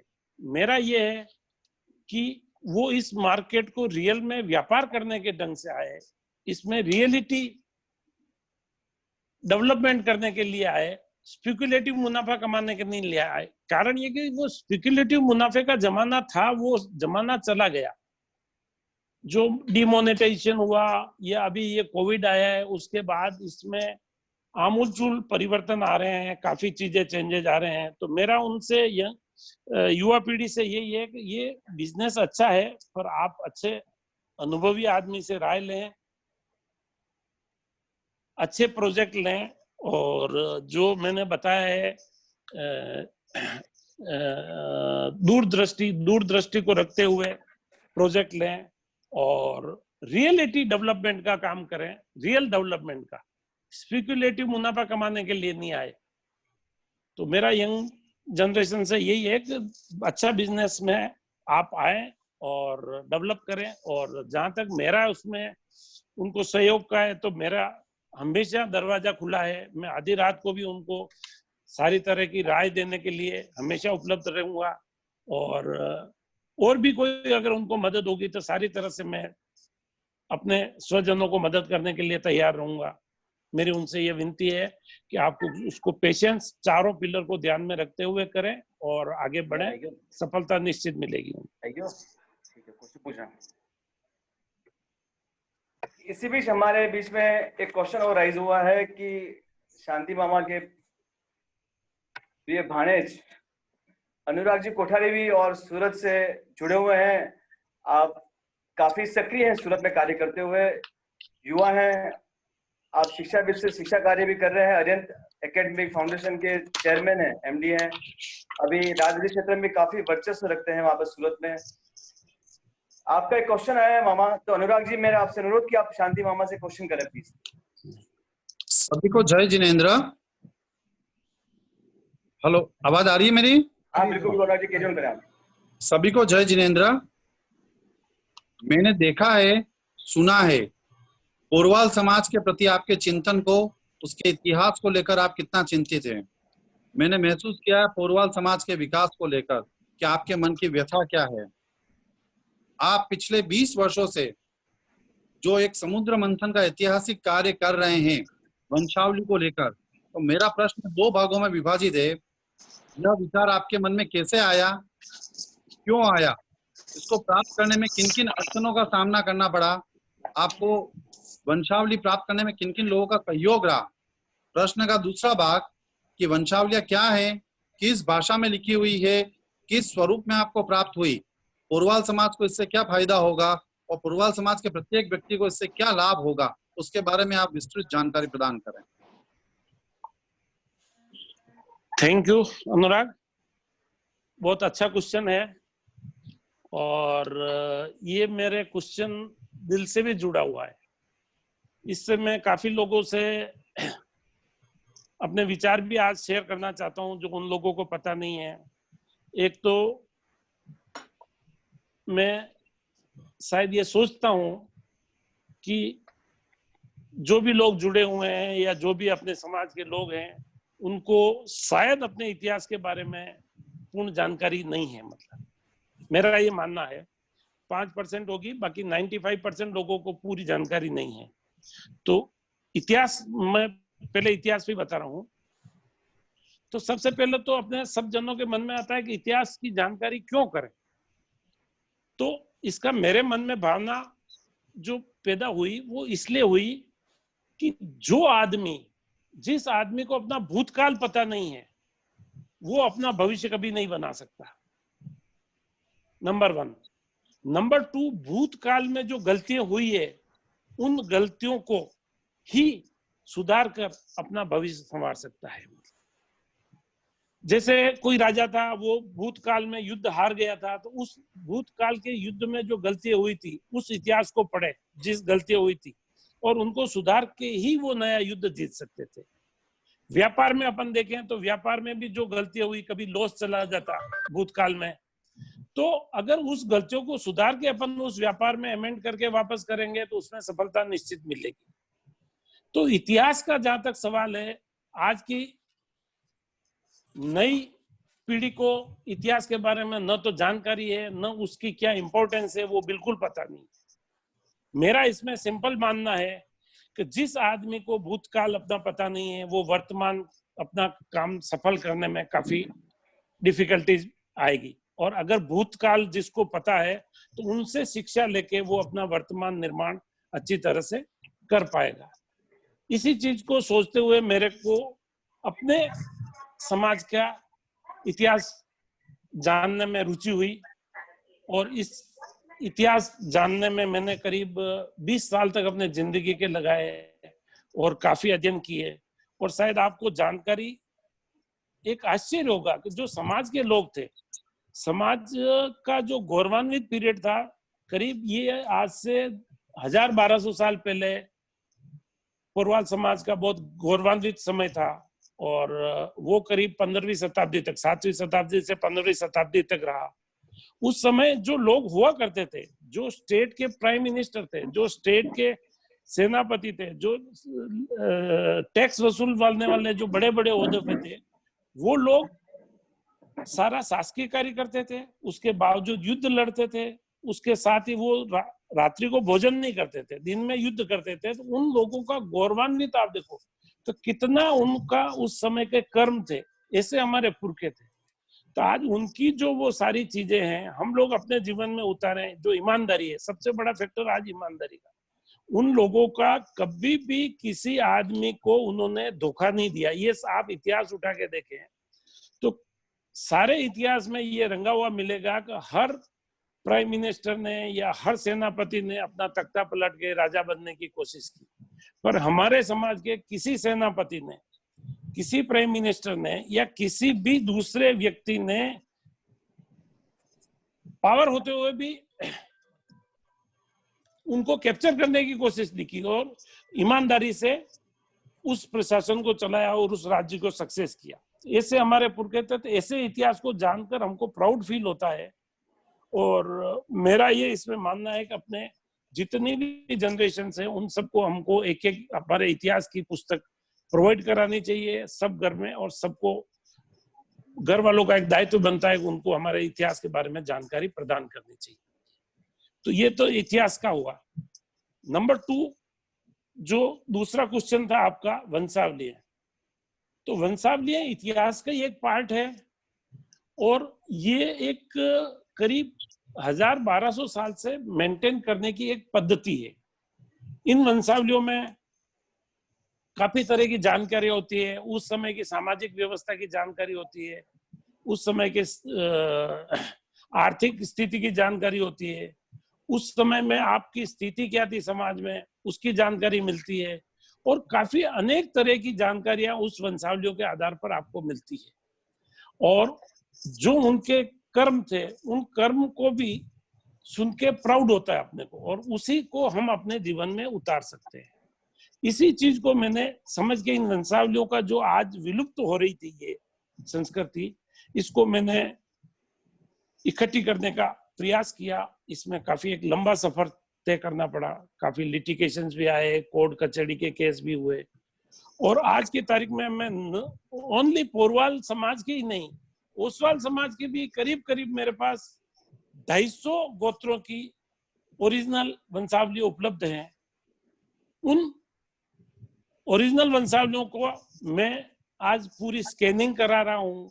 स्कैनिंग करा के कोडिंग कराएंगे, और कोडिंग के बाद वेबसाइट बनाएंगे, और उस वेबसाइट के बाद कोई भी समाज का, पोरवाल समाज हो, ओसवाल समाज हो, जो जो वंशावली है उन समाज के कोई भी आदमी उस वेबसाइट पे जाके और वो अपनी वंशावली निकाल लेगा, और उसमें अपने को पढ़ के गौरवान्वित होगा कि हमारे पिताजी ने मंदिर बनाया है, हमारे दादा ने वो किया है, उन्होंने ये प्रतिष्ठा की है, तो आज मैं क्यों नहीं करूँ, वो मैं उससे और ज्यादा करूँ। तो ये एक परिपाटी मिलेगी, और उससे आने वाली जनरेशन्स को बहुत बड़ा एक जिंदगी में आगे बढ़ने का अवसर मिलेगा। जैसे आज मैं प्राउड से कह सकता हूं कि वीर शिवाजी ने भी अपने पूर्वजों की वंशज की वीर गाथाएं पढ़ के, उनकी माँ जीजाबाई ने वीर गाथाएं सुना के उनके अंदर जो भरा, तो वो वीर शिवाजी बने। महाराणा प्रताप को भी बचपन में उनकी माता ने पुराने उनके पुरखों के गाथाएं सुनाई, उसी गाथाओं से वो वीर बन पाए और महाराणा प्रताप कहलाए। और आज महाराणा प्रताप कह के हमारा खुद का, या वीर शिवाजी को नाम लेके हमारा खुद का कॉलर्स कर, मतलब हमको प्राउड की फीलिंग होती है। वैसे हमको हमारे के बारे में भी जानकर प्राउड की फीलिंग होगी। तो मेरा ये मानना है, तो ये घर घर पहुंचनी चाहिए, और आप सबसे भी मेरी विनती है कि इसमें थोड़ा सहयोग करें। और मैं तो अपने परिवार की करीब 1200 साल का हिस्ट्री जो ओरिजिनल मैंने प्रिक्योर की है और ये जनरेशन से आ रही थी, ये विलुप्त होने वाली थी। ये मतलब वंशावली, ओरिजिनल वंशावली शायद नहीं प्रिक्योर करता तो मेरे ख्याल से डस्टबिन में चली जाती। मतलब उनको मैंने संचय करने की कोशिश की है और भी मैं कर रहा हूँ। और इस पे करीब मैंने अभी 2 करोड़ रुपए का बजट बनाया है, आगे और करते रहेंगे। और मेरा इसमें एक इतिहास, कोरवाल समाज के एक इतिहास की भी बुक पब्लिश करने का है और हिंदुस्तान में सब जगह इसको एक सर्कुलेट करने का मेरे मन में भाव है। आपसे आशा है कि इस इतिहास में अगर आप सब अपने घर में बच्चों को, पूरे परिवार को बताएं और उनको जीवन में उतारें, ये मेरा आपसे अनुरोध है। मतलब बहुत बहुत धन्यवाद मामा, thanks a lot. Anurag ji, आपने बहुत अच्छा क्वेश्चन पूछा। क्वेश्चन तो काफी आ गए हैं इन पर चैट में मेरे पास, और मैसेज भी खूब है व्हाट्सएप पे मेरे, पर उन्हीं को क्वेश्चन को समाहित करते मैं 2-3 क्वेश्चन और आपसे पूछ रहा हूँ कि वर्तमान में अभी जो अपन मेन चीज पे आ रहे हैं कि वर्तमान में अभी पूरा विश्व कोरोना महामारी से जूझ रहा है। क्या प्रॉपर्टी व्यवसाय एवं डेवलपमेंट का कार्य का भविष्य उज्जवल है? और लोकेश जी, प्रॉपर्टी का जहां तक मैं सोचता हूं, पूरे विश्व में सारे व्यवसाय की जड़ में सबसे पहले अगर कोई आदमी इनिशिएट करता है, इंडस्ट्रीज लगाता है, या कोई आदमी होटल लगाता है, या रहने का मकान खरीदता है, या कहीं पे भी, तो पूरी जो मानव जाति की जो एक मूलभूत आवश्यकता है उसकी जड़ में प्रॉपर्टी आती है और चालू प्रॉपर्टी से होता है। तो प्रॉपर्टी का तो हमेशा रहेगा क्रेज। पुराने जमाने में ये कहते भी थे कि सारी दुनिया में जो आदमी का ममत्व है, जड़, जमीन और जोरू, तो जड़ के लिए ही युद्ध हुए हैं, ज्यादातर युद्ध जमीनों के लिए हुए हैं। मतलब तो ये तो हमेशा ही चलने वाला है। अब ये जरूर है कि आज कोविड-19 आया है इस परिप्रेक्ष्य में, और डिमोनेटाइजेशन भी हुआ है, उसके बाद भी इस व्यवसाय में काफी बदलाव आ गए हैं। तो कोविड के अंदर पूरे ग्लोब में 2 तरह के चेंजेस आएंगे मेरे सोच से। एक चेंजेस आएगा इकोनॉमिकल, दूसरा चेंज आएगा सोशली। इन दोनों में इतना चेंजेस आ जाएंगे कि शायद हो सकता है कि आज मानव समाज की सोच से भी बाहर है। किसी आदमी के सोच में भी ये नहीं है क्या क्या चेंजेस आएंगे, क्योंकि आज जो मानव सभ्यता है, 10-15 हजार साल का सिविलाइजेशन का इतिहास है, उसमें भी कोई एसओपी नहीं बनी हुई थी ऐसी, मतलब महामारी के लिए। तो अब देखना है कि इस परिस्थिति में प्रॉपर्टी व्यवसाय कैसे चलेगा। तो मेरा सोच ये है कि प्रॉपर्टी व्यवसाय चलेगा जरूर। जैसा कि मैंने बताया कि हर बिजनेस के जड़ में, इंडस्ट्री लगाएंगे तो भी उनको लैंड चाहिए, आप होटल खोलेंगे तो लैंड चाहिए, घर बसाएंगे तो लैंड चाहिए, गवर्नमेंट ऑफिस बनेगा तो लैंड चाहिए। तो मतलब हर जगह प्रॉपर्टी का तो चलेगा ही चलेगा। पर आप इन परिस्थितियों को ध्यान में रखते हुए रियल जो डेवलपमेंट करेंगे, जैसे हमारे अभी प्रधानमंत्री महोदय ने बनाया एक स्वावलंबन, और इसमें तो उन्होंने 2022 तक सभी लोगों को मकान प्रदान करने की उन्होंने योजना बनाई है, मतलब जिसको एफोर्डेबल हाउसिंग कहते हैं। तो ऐसी स्कीमें लेके जो आदमी रियल डेवलपमेंट करेगा तो वो सक्सेस रहेगा, और जो दूरदृष्टि से करेगा। और नंबर 2, जो आदमी डेट क्रिएट नहीं करेगा, जो अपने बिजनेस में कर्जा नहीं लेगा, बिजनेस पार्टनर बनाएगा, होशियार आदमी को बिजनेस पार्टनर बनाएगा, फाइनेंशियल पार्टनर भी लेगा, ब्याज पे पैसे नहीं लेगा, फाइनेंस में मुनाफा कम कमाएगा, चल जाएगा, पर ब्याज पे क्रिएट नहीं करेगा और दूरदृष्टि से चलेगा, तो वो बिजनेस में चलेगा मेरे हिसाब से। और आने वाली जनरेशन से मेरा यही नम्र निवेदन है कि वो डेट क्रिएट नहीं करे अपने लाइफ में, अच्छे लोगों को, बुद्धिमान लोगों को पार्टनर बनाए। फाइनेंस की भी कोई प्रॉब्लम नहीं है, फाइनेंस मेरे ख्याल से अच्छे प्रोजेक्ट हैं तो फाइनेंस जितना चाहिए उतना है। आज लोगों के लिए इन्वेस्टमेंट का सही मौका नहीं है, इन्वेस्टमेंट है लोगों के पास पर सही मौका नहीं है। तो सही मौका अगर मिले तो सही मौका ढूंढे, अच्छे लोगों को पार्टनर बनाए और चलेगा ये बिजनेस मेरे हिसाब से, और रियल डेवलपमेंट करें। उनसे यही है वो स्पेकुलेटिव बिजनेस में नहीं पड़े। तो मतलब आप युवाओं को एक पूरा मार्गदर्शन दे रहे हैं कि प्रॉपर्टी का व्यवसाय उज्जवल है, निराशा ना हो, राइट हाँ, मामा? मेरा ये निराश नहीं हो, बिल्कुल उज्जवल नहीं है, ज्यादा उज्जवल है, थोड़ा धैर्य रखें। ये नहीं है कल का कल हो जाएगा, धैर्य रखें और धैर्य के साथ ईमानदारी और दूरदृष्टि से ले रहे हैं कि कौन सा प्रोजेक्ट सक्सेस होने वाला है। जैसे हमारे पीएम अफोर्डेबल की बात कर रहे हैं, तो हमको अफोर्डेबल के लिए सोचना चाहिए, या कोई इंडस्ट्री आ रही है तो इंडस्ट्रीज के बारे में सोचना चाहिए, इंडस्ट्रियल लैंड लेके उसकी प्लानिंग करें। इस ढंग से अपने को दूरदृष्टि रखते हुए प्लानिंग करनी चाहिए, तो वो जरूर सफलता मिलेगी। इसी परिप्रेक्ष्य में वापस एक क्वेश्चन और है मेरा आपसे, हाँ। कि वर्तमान में जो कोरोना महामारी से हो सकता है कि अपने परिवारजनों में, समाजजनों की, बहुत से लोगों की नौकरियां चली जाए, बहुत से लोगों का व्यवसाय जो है सफर करें, तो उनमें आप अपनी क्या राय देते हैं? उनको क्या करना चाहिए भविष्य में ताकि वो निराशा की ओर न बढ़े और अपना पॉजिटिव वेव्स लेते हुए आगे चलें?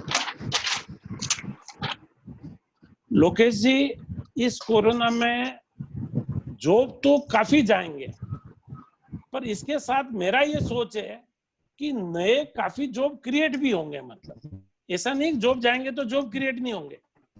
जैसे आज सोशल डिस्टेंसिंग का आ रहा है, तो उसमें घर पे बैठ के आएगा, पर उसमें जॉब मिलेंगे आपको। ऑफिस से जॉब खत्म हो जाएगा, पर घर पे बैठ के जॉब करने का मौका मिलेगा, वो कोई दिक्कत नहीं है। मतलब तो नए नए जॉब के लिए अपॉर्चुनिटी का ध्यान रखें, और जो युवा वर्ग है उनको निराश नहीं होना चाहिए। उनको जिस जॉब में वो है उसी में अपनी अपॉर्चुनिटी तलाशनी चाहिए। अगर मान लो जॉब चली जाए तो उसी में वो बिजनेस में कैसे एंटर हो सकते हैं, कम पूंजी से हो सकते हैं, अच्छे पार्टनर को बना सके हो सकते हैं, और नहीं तो नई चीज वो दे सकते हैं, नई चीज देके भी अपना जीवन चालू कर सकते हैं। और इतनी बड़ी आमूलचूल परिवर्तन आएगी कि शायद सोच के बाहर है इस कोविड के बाद। तो उसमें जागृत रहें और नई नई अपॉर्चुनिटी को ग्रैब करें, और नई अपॉर्चुनिटी आए तो वो उसको लेवे। और समाज में जो लोग हैं, समाज के भी अपने लोग हैं जो काफी वर्चस्व वाले हैं, शक्तिशाली वाले हैं, जिनकी इंडस्ट्रीज है, जिनके पास काफी बिजनेस है, काफी जॉब है, उनसे भी मेरा ये नम्र निवेदन है। और सारे संगठन का, जैसे अपने ये वेबिनार में जो कर रहे हैं इस प्लेटफॉर्म का या समाज के दूसरे प्लेटफॉर्म से, इनमें अपन सारा क्रिएट करें, और उन सब से भी रिक्वेस्ट करें जो लोगों की जॉब जाए उनको नई नई जॉब देने में अपन सहायक बने। ये भी अपनों को करना चाहिए, और मैं अपने लेवल पे भी इसमें सदैव मदद के लिए तैयार रहूंगा। और उनको निराश नहीं होना चाहिए। मेरा ये 100% उनको नई अपॉर्चुनिटी मिलेगी, और समाज के लोग भी इसमें सहयोग करेंगे, मेरी ऐसी आशा है। बहुत अच्छा, बहुत अच्छा। इसी बीच हमारे बीच में वेबिनार से जुड़े हुए काफी लोगों के क्वेश्चन हैं। इसमें मैं सबसे पहले आमंत्रित करता हूं फर्स्ट क्वेश्चन की प्रियंका कोठारी जो बॉम्बे से है। मेरा प्रियंका से अनुरोध कि वो अपना क्वेश्चन पूछे please. Priyanka ji, carry on. Priyanka, आवाज आ रही है? जय जिनेंद्र, गुड इवनिंग टू एवरीवन। मुझे खुशी है कि आज इस मंच पे श्री शांतिलाल जी अंकल मारू से कुछ जानने और पूछने का मौका मिला है। मेरा नाम प्रियंका कोठारी है। डॉक्टर करण सिंह कोठारी मेरे फादर इन लॉ है। मेरा प्रश्न है कि प्रॉपर्टी खरीदते वक्त हमें किन किन डॉक्यूमेंट्स का ध्यान रखना चाहिए जिससे कि प्रॉपर्टी का टाइटल या ओनरशिप एकदम सही रहे, और आज की डेट में ये कितना इम्पोर्टेंट है? प्रियंका जी, जय जिनेंद्र, बहुत अच्छा क्वेश्चन आपने किया है। और मेरा ये मानना है कि काफी लोग इन्वेस्टमेंट करते भी हैं और करने की भी और सोच रहे होंगे फ्यूचर में, तो शायद ये क्वेश्चन आपका इतना इम्पोर्टेंट है। मेरा ये मानना है कि मैंने जैसे शुरू से बताया कि प्रॉपर्टी का दूसरा नाम विवाद है। प्रॉपर्टी में पैसे आपको इसी बात की कमाई होती है कि कोई भी प्रॉपर्टी जो आप क्लियर से क्लियर मानते हो वो भी उसमें विवाद आ जाता है, जो आप सपने में नहीं सोच सकते हो।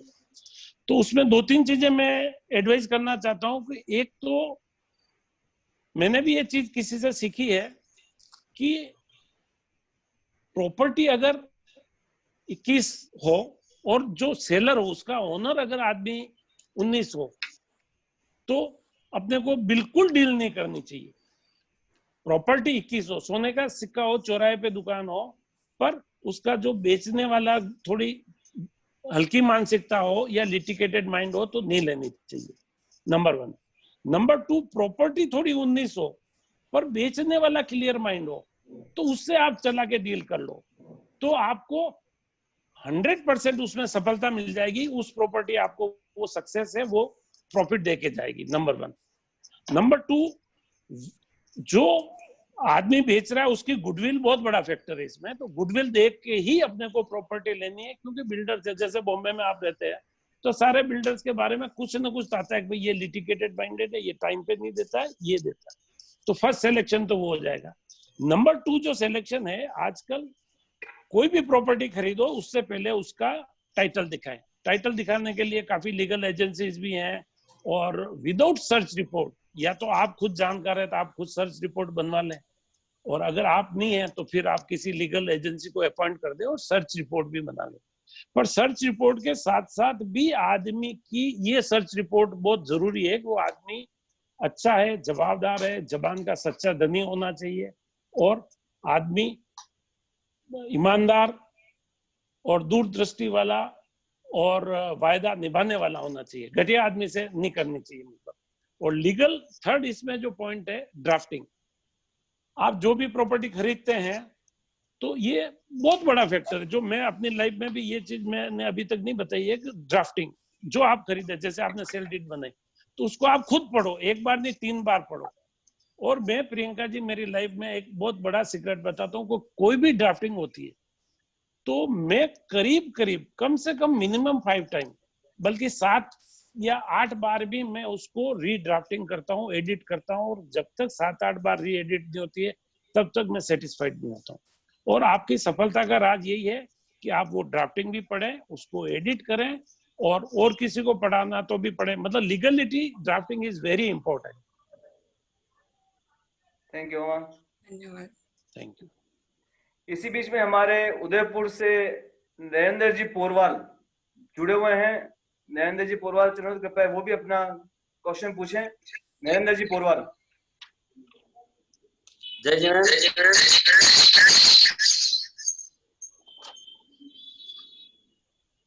जय जिनेंद्र।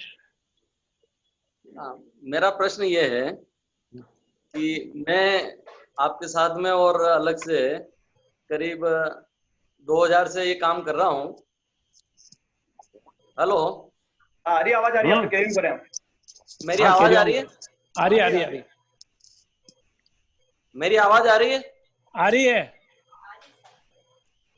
मेरा ये प्रश्न ये है कि सन 2000 से और 2008 तक प्रॉपर्टी का गोल्डन टाइम रहा, उसके बाद में धीरे धीरे डाउनफॉल होना चालू हुआ, और नोटबंदी के बाद तो प्रॉपर्टी में काफी डाउनफॉल आया, उससे भी थोड़ा मार्केट सुधरने लगा, और ये कोरोना महामारी से वापस लगता है कि आगे काफी डाउनफॉल आएगा। और अभी जो 4-5 साल से प्रॉपर्टी लाइन में आए हैं उन्होंने काफी इसमें बड़े बड़े कमिटमेंट्स कर दिए हैं लोगों से, और आने वाला टाइम उनके लिए काफी गलत रहेगा, तो उनको कैसे इससे सर्वे कर सकते हैं वो? नरेंद्र जी, ये क्वेश्चन आपका काफी इम्पोर्टेंट है, और ये भी बात सही है कि काफी लोग इसमें अभी नए आए हैं, जो नोटबंदी के बाद भी आए हैं, नोटबंदी के पहले भी आए हैं, और प्रॉपर्टी का जो गोल्डन टाइम था, गोल्डन टाइम 2000 का 2008 से आप कह रहे, पर मैं 2000 से ही मानता हूं, बल्कि उससे पहले से ही गोल्डन टाइम चल रहा था। उस टाइम क्या था, प्रॉपर्टी का मार्केट स्पेकुलेटिव था। हर आदमी, पढ़ा लिखा, बिगर पढ़ा लिखा, कुछ भी हो, हर आदमी ने आज प्रॉपर्टी खरीदी, कल डबल हो जाते थे। पर आज वो जमाना चला गया, मतलब आज 2015 तक चल गया। उस टाइम जब भी लिया, जिसने लिया वो मुनाफा कमा के निकलता था। पर जब से नोटबंदी आई है उसके बाद इस व्यवसाय में काफी चेंजेस आ गए हैं मतलब। और अब जिन्होंने इन्वेस्टमेंट किए हैं, जिन्होंने कमिटमेंट किए हैं, तो मेरा उनसे ये आग्रह है कि कोविड के बाद तो और ज्यादा खराब होने वाली स्थिति, ऐसा नहीं है कि मतलब स्पेकुलेटिव मार्केट से प्रॉफिट आ जाएगा या कोई हो जाएगा, वो गवर्नमेंट की पॉलिसीज के अनुसार चले, नंबर 1। नंबर 2, कम प्रॉफिट पे बिजनेस करें। ये नहीं है कि वो पहले आपने डबल ले लिए या डेढ़ हो गए, या वैसा धंधा नहीं चलेगा। रीजनेबली प्रॉफिट पे काम करें, रियल प्रॉपर्टी का डेवलपमेंट का काम करें, न कि स्पेकुलेटिव प्रॉफिट के लिए वो काम करें। नंबर 3, वो इंटरेस्ट पे या डेट नहीं क्रिएट करे। अगर डेट क्रिएट करेगा तो वो आदमी जो कमिटमेंट किया है वो सक्सेस मेरे हिसाब से नहीं हो सकता। अगर कर भी लिया है उसने तो उसको धीरे धीरे डेट का रीपेमेंट करना चाहिए। नए नए अच्छे लोगों का, जो मतलब बिजनेस समझते हो, ज्ञानी और होशियार लोगों को, और जो जिनके पास कैपिटल हो इंटरेस्ट फ्री की, उनको पार्टनर बनाए, अपना प्रॉफिट का रेशियो भी घटा ले और अपने उन कमिटमेंट को पूरा करें, घबराए नहीं। तो हो सकता है कि वो उन कमिटमेंट से भी उबर जाएगा और थोड़ा ज्यादा प्रॉफिट नहीं पर थोड़ा कमा के निकलेगा। पर ये एक उसको डेट फ्री होना पड़ेगा। जो आदमी डेट लेके भी चलेगा तो उसके लिए थोड़ा सा कठिन समय है मेरे हिसाब से। धन्यवाद नरेंद्र जी। अभी हमारे बीच में पोरवाल प्राइड के स्टार से जुड़े हैं प्रकाश जी का भी एक क्वेश्चन है। प्रकाश जी, अमीर वर्षा वाले से अनुरोध, कृपया वो भी अपना एक क्वेश्चन पूछें। प्रकाश जी। किसी को भी थोड़ा लोकेश जी से बात कर लो। मेरे क्या पार्किंग में कहीं आग लगी है अभी, तो हम लोग उसी में। कोई बात नहीं, ओके, ठीक है प्रकाश जी। इसी क्रम में हमारे पास क्वेश्चन आया है सूरत से रुचिका ग्रुप के डायरेक्टर बानू जी पोरवाल का। तो मेरा बानू जी से अनुरोध, कृपया वो अपना क्वेश्चन कैरी ऑन करें। बानू जी।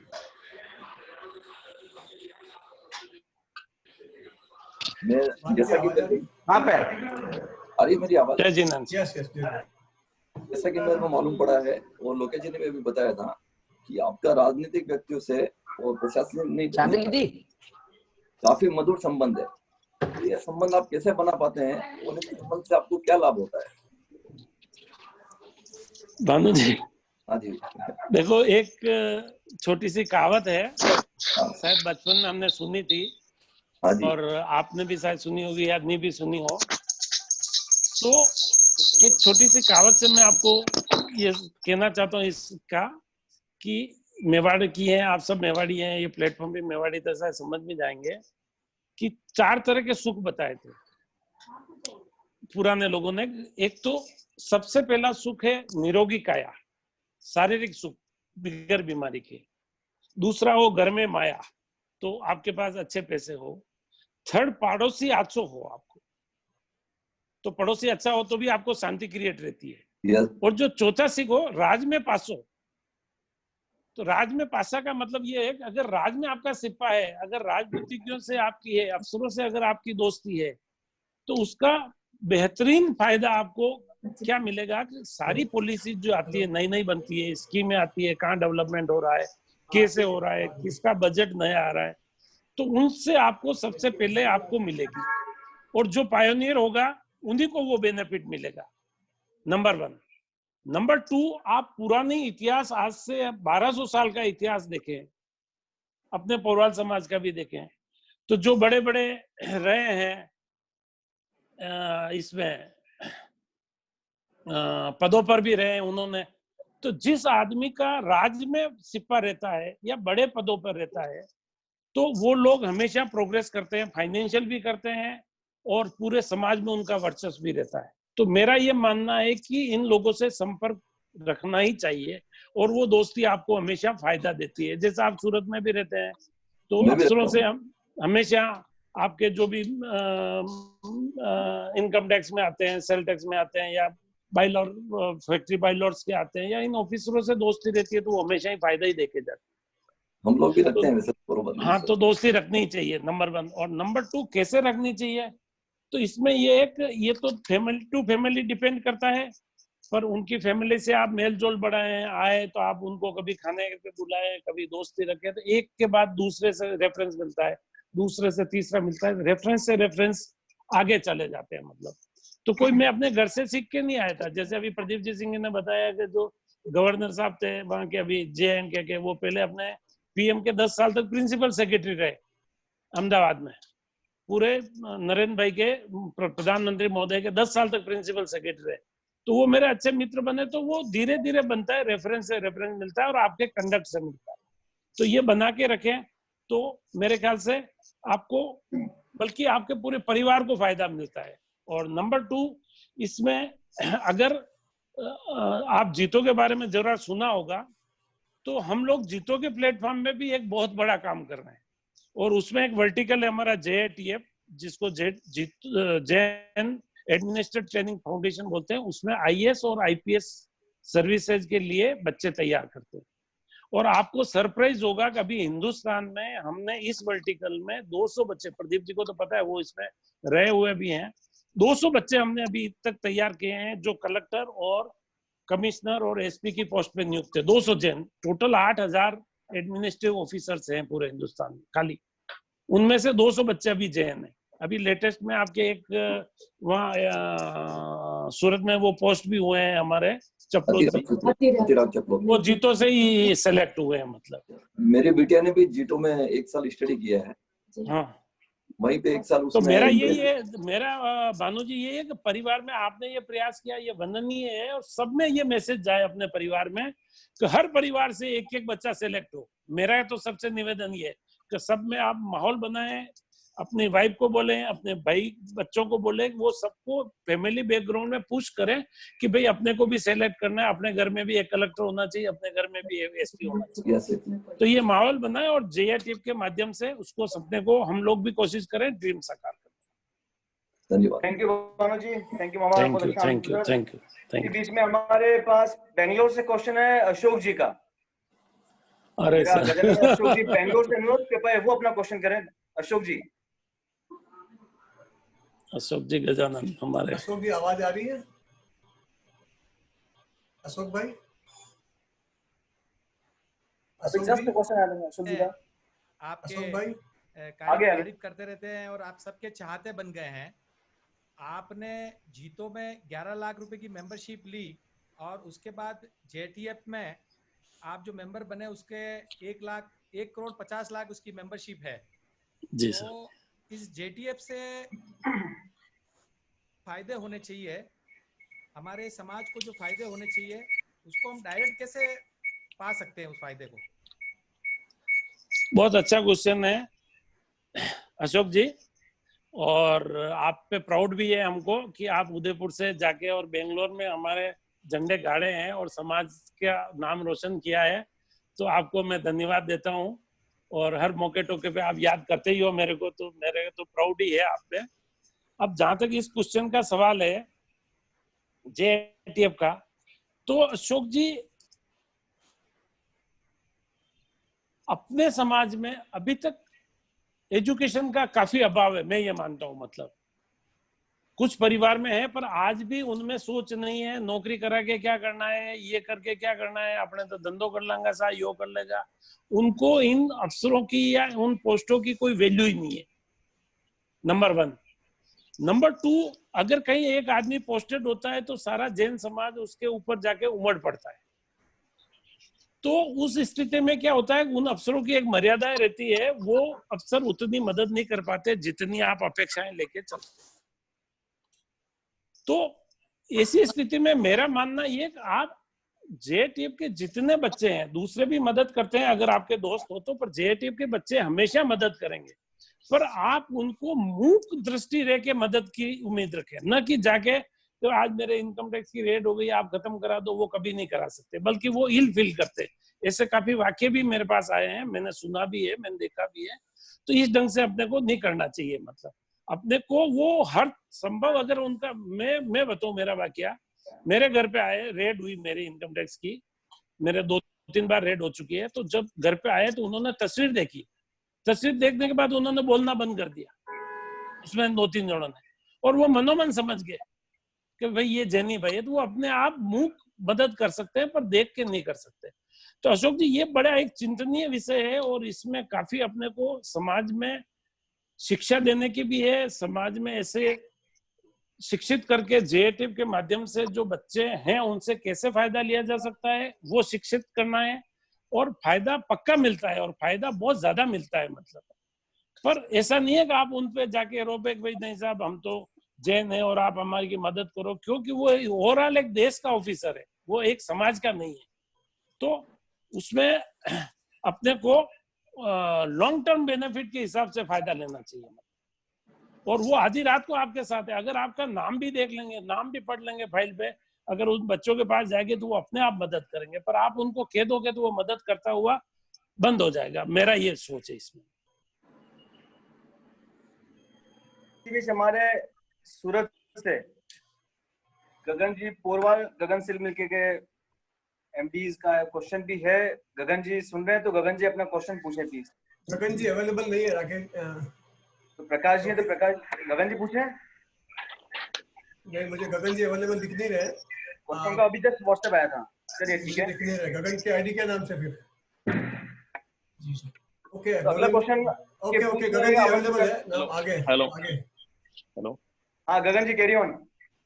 जय जिनेंद्र शांतिलाल जी अंकल। जय जिनेंद्र, जय जिनेंद्र। मैं सूरत से गगन प्रकाश जी का लड़का। हाँ हाँ अरे अच्छा अंकल, मैं जैसे आपने दूरदृष्टि की बात की जी, तो जैसे आज उदयपुर एक टूरिज्म सिटी है जहाँ पे 300 से ज्यादा 5 स्टार होटल्स और सब मिला के है, तो हमारे पोरवाल यूथ को कौन से एरिया में जा सकते हैं जहाँ पे डेवलपमेंट मिले दूरदृष्टि के हिसाब से? शॉर्ट टर्म गेन की तो मैं बात नहीं कर रहा हूँ, ये कोई इंडस्ट्रियल एरिया जैसा जहाँ पे उदयपुर अभी तक डेवलप नहीं हुआ है, ये कोई जो टूरिज्म एरिया जहाँ पे वो तो ऐसा कौन सा एरिया जिसमें हम जा सकते हैं? देखो गगन जी, जहां तक टूरिज्म का सवाल है तो टूरिज्म इंडस्ट्री में आने वाले 2-3 साल तक तो मतलब काफी रेसिशन रहेगा, मेरा ये मानना। जब तक कि कोविड का अपने को वैक्सीन नहीं आएगा तब तक सोशल डिस्टेंसिंग का और काफी चलेगा। और होटल इंडस्ट्री में तो वैसे ही मतलब सारा उदयपुर में तो वेडिंग डेस्टिनेशन का ही हब था और उसी से ये इंडस्ट्री बहुत ज्यादा चली थी। पर अब आने वाले 1-2 साल में तो मेरा ये सोचना है कि थोड़ा सा इसमें, पर ये जरूर है कि अभी जो इन्वेस्टमेंट करेंगे वो आने वाले 5 साल में जाके बेनिफिशियरी होंगे। और अगर आप आज इन्वेस्टमेंट करते हैं तो ओवरनाइट वो प्रॉपर्टी खड़ी होकर भी तैयार नहीं होती, उसको भी 2-3 साल का गेस्टेशन पीरियड मिलता है। तो अगर आपके पास पेशेंस है तो एरिया तो काफी है उदयपुर में, और एरिया सूरत में भी आप कर सकते हैं, ऐसा कोई बात नहीं है। सूरत में भी कोई कमी है, जितनी बड़ी सिटी में करेंगे उतना ज्यादा फायदा मिलेगा। और उदयपुर में आप पधारते हैं तो मोस्ट वेलकम है, हम लोग आपके लिए पूरा समाज और मेरी सेवाएं तो तैयारी है, जो मदद चाहिए जो। पर एक इसमें ये है कि अगर आप मदद वगैरह ये इसमें होम डेवलपमेंट में जाना चाहते हैं तो प्रधानमंत्री जी ने अभी जो नई स्कीमें लॉन्च की है एफोर्डेबल, उनमें भी आप कर सकते हैं। और एफोर्डेबल में मेरे ख्याल से काफी लंबा स्कोप है। आने वाले टाइम में एफोर्डेबल डिस्टेंसिंग का चलेगा, सोशल डिस्टेंसिंग का। हर परिवार थोड़ा दूर दूर रहना चाहेगा, एक बच्चे हैं तो दोनों बच्चे के 2 फ्लैट लेंगे, 2 के 4 लेंगे, तो वो चलेगा। आजकल बड़ी प्रॉपर्टी नहीं चलेगी। नंबर 2, इंडस्ट्रियल प्रोजेक्ट भी काफी चलेंगे। जो इंडस्ट्री का आत्मनिर्भरता का जो प्लान चल रहा है और जो दूसरी विदेशों से कंपनियों आने का भी अपन सोच रहे हैं, तो मेरे ख्याल से इंडस्ट्रीज का बहुत बड़ा स्कोप है। ये स्कोप सूरत में भी रहेगा, ये स्कोप उदयपुर में भी रहेगा। और एरिया तो अपन आइडेंटिफाइड कर सकते हैं, पर धैर्य के साथ अगर अपन करते हैं तो इसमें 100% उदयपुर में काफी सफलता है मिलेगी। और मेरा ये सोच है कि अभी इसमें काफी इंडस्ट्रीज आएगी, उदयपुर में भी आएगी, सूरत में भी आएगी। और रेजिडेंशियल से भी ज्यादा इंडस्ट्रीज में अपने को फोकस करना चाहिए। सूरत में भी आपको इंडस्ट्री में फोकस करना चाहिए, काफी इंडस्ट्रीज आएगी। उनके लिए अगर रेडी लैंड अवेलेबल है तो आप अच्छा मुनाफा कमाएंगे। मेरा क्वेश्चन। Thank you uncle. मैंने ये क्वेश्चन आपसे इसलिए पूछा था कि थोड़ा अपने को ऐसा होता है कि हम उदयपुर से तो कुछ उदयपुर पे भी हमारा रहे, हाँ, सूरत में तो हम कर ही रहे। तो आप टूरिज्म इंडस्ट्री में आओ, आपके लिए एक साइड में एक्चुअल में देखे बिगर पता नहीं लगता है। मतलब तो यहाँ जैसे अपने सिसारमा साइड फतेह सागर के किनारे या लेक पिछोला के किनारे या ऐसी कोई अच्छी साइड हो लेक के किनारे, तो ये होटल के लिए एक प्राइम लोकेशन होती है, और ये लॉन्ग टर्म प्लानिंग है। इसमें शॉर्ट टर्म सोचेंगे तो मेरे हिसाब से नहीं है, पर लॉन्ग टर्म अगर करते हैं तो ये बहुत अच्छा डिसीजन है। और आने वाले टाइम में देखो, बड़ी सिटी में कितना भी रहे पर अपना होम होम ही रहेगा। और आज दुबई से हमारे पास काफी फोन आ रहे हैं, कुवैत से आ रहे हैं, इवन यूएस से आ रहे हैं, वो लोग वापस रीमाइग्रेट होके आना चाहते हैं। तो कभी भी विषम परिस्थिति में वो चीज अपने काम आएगी।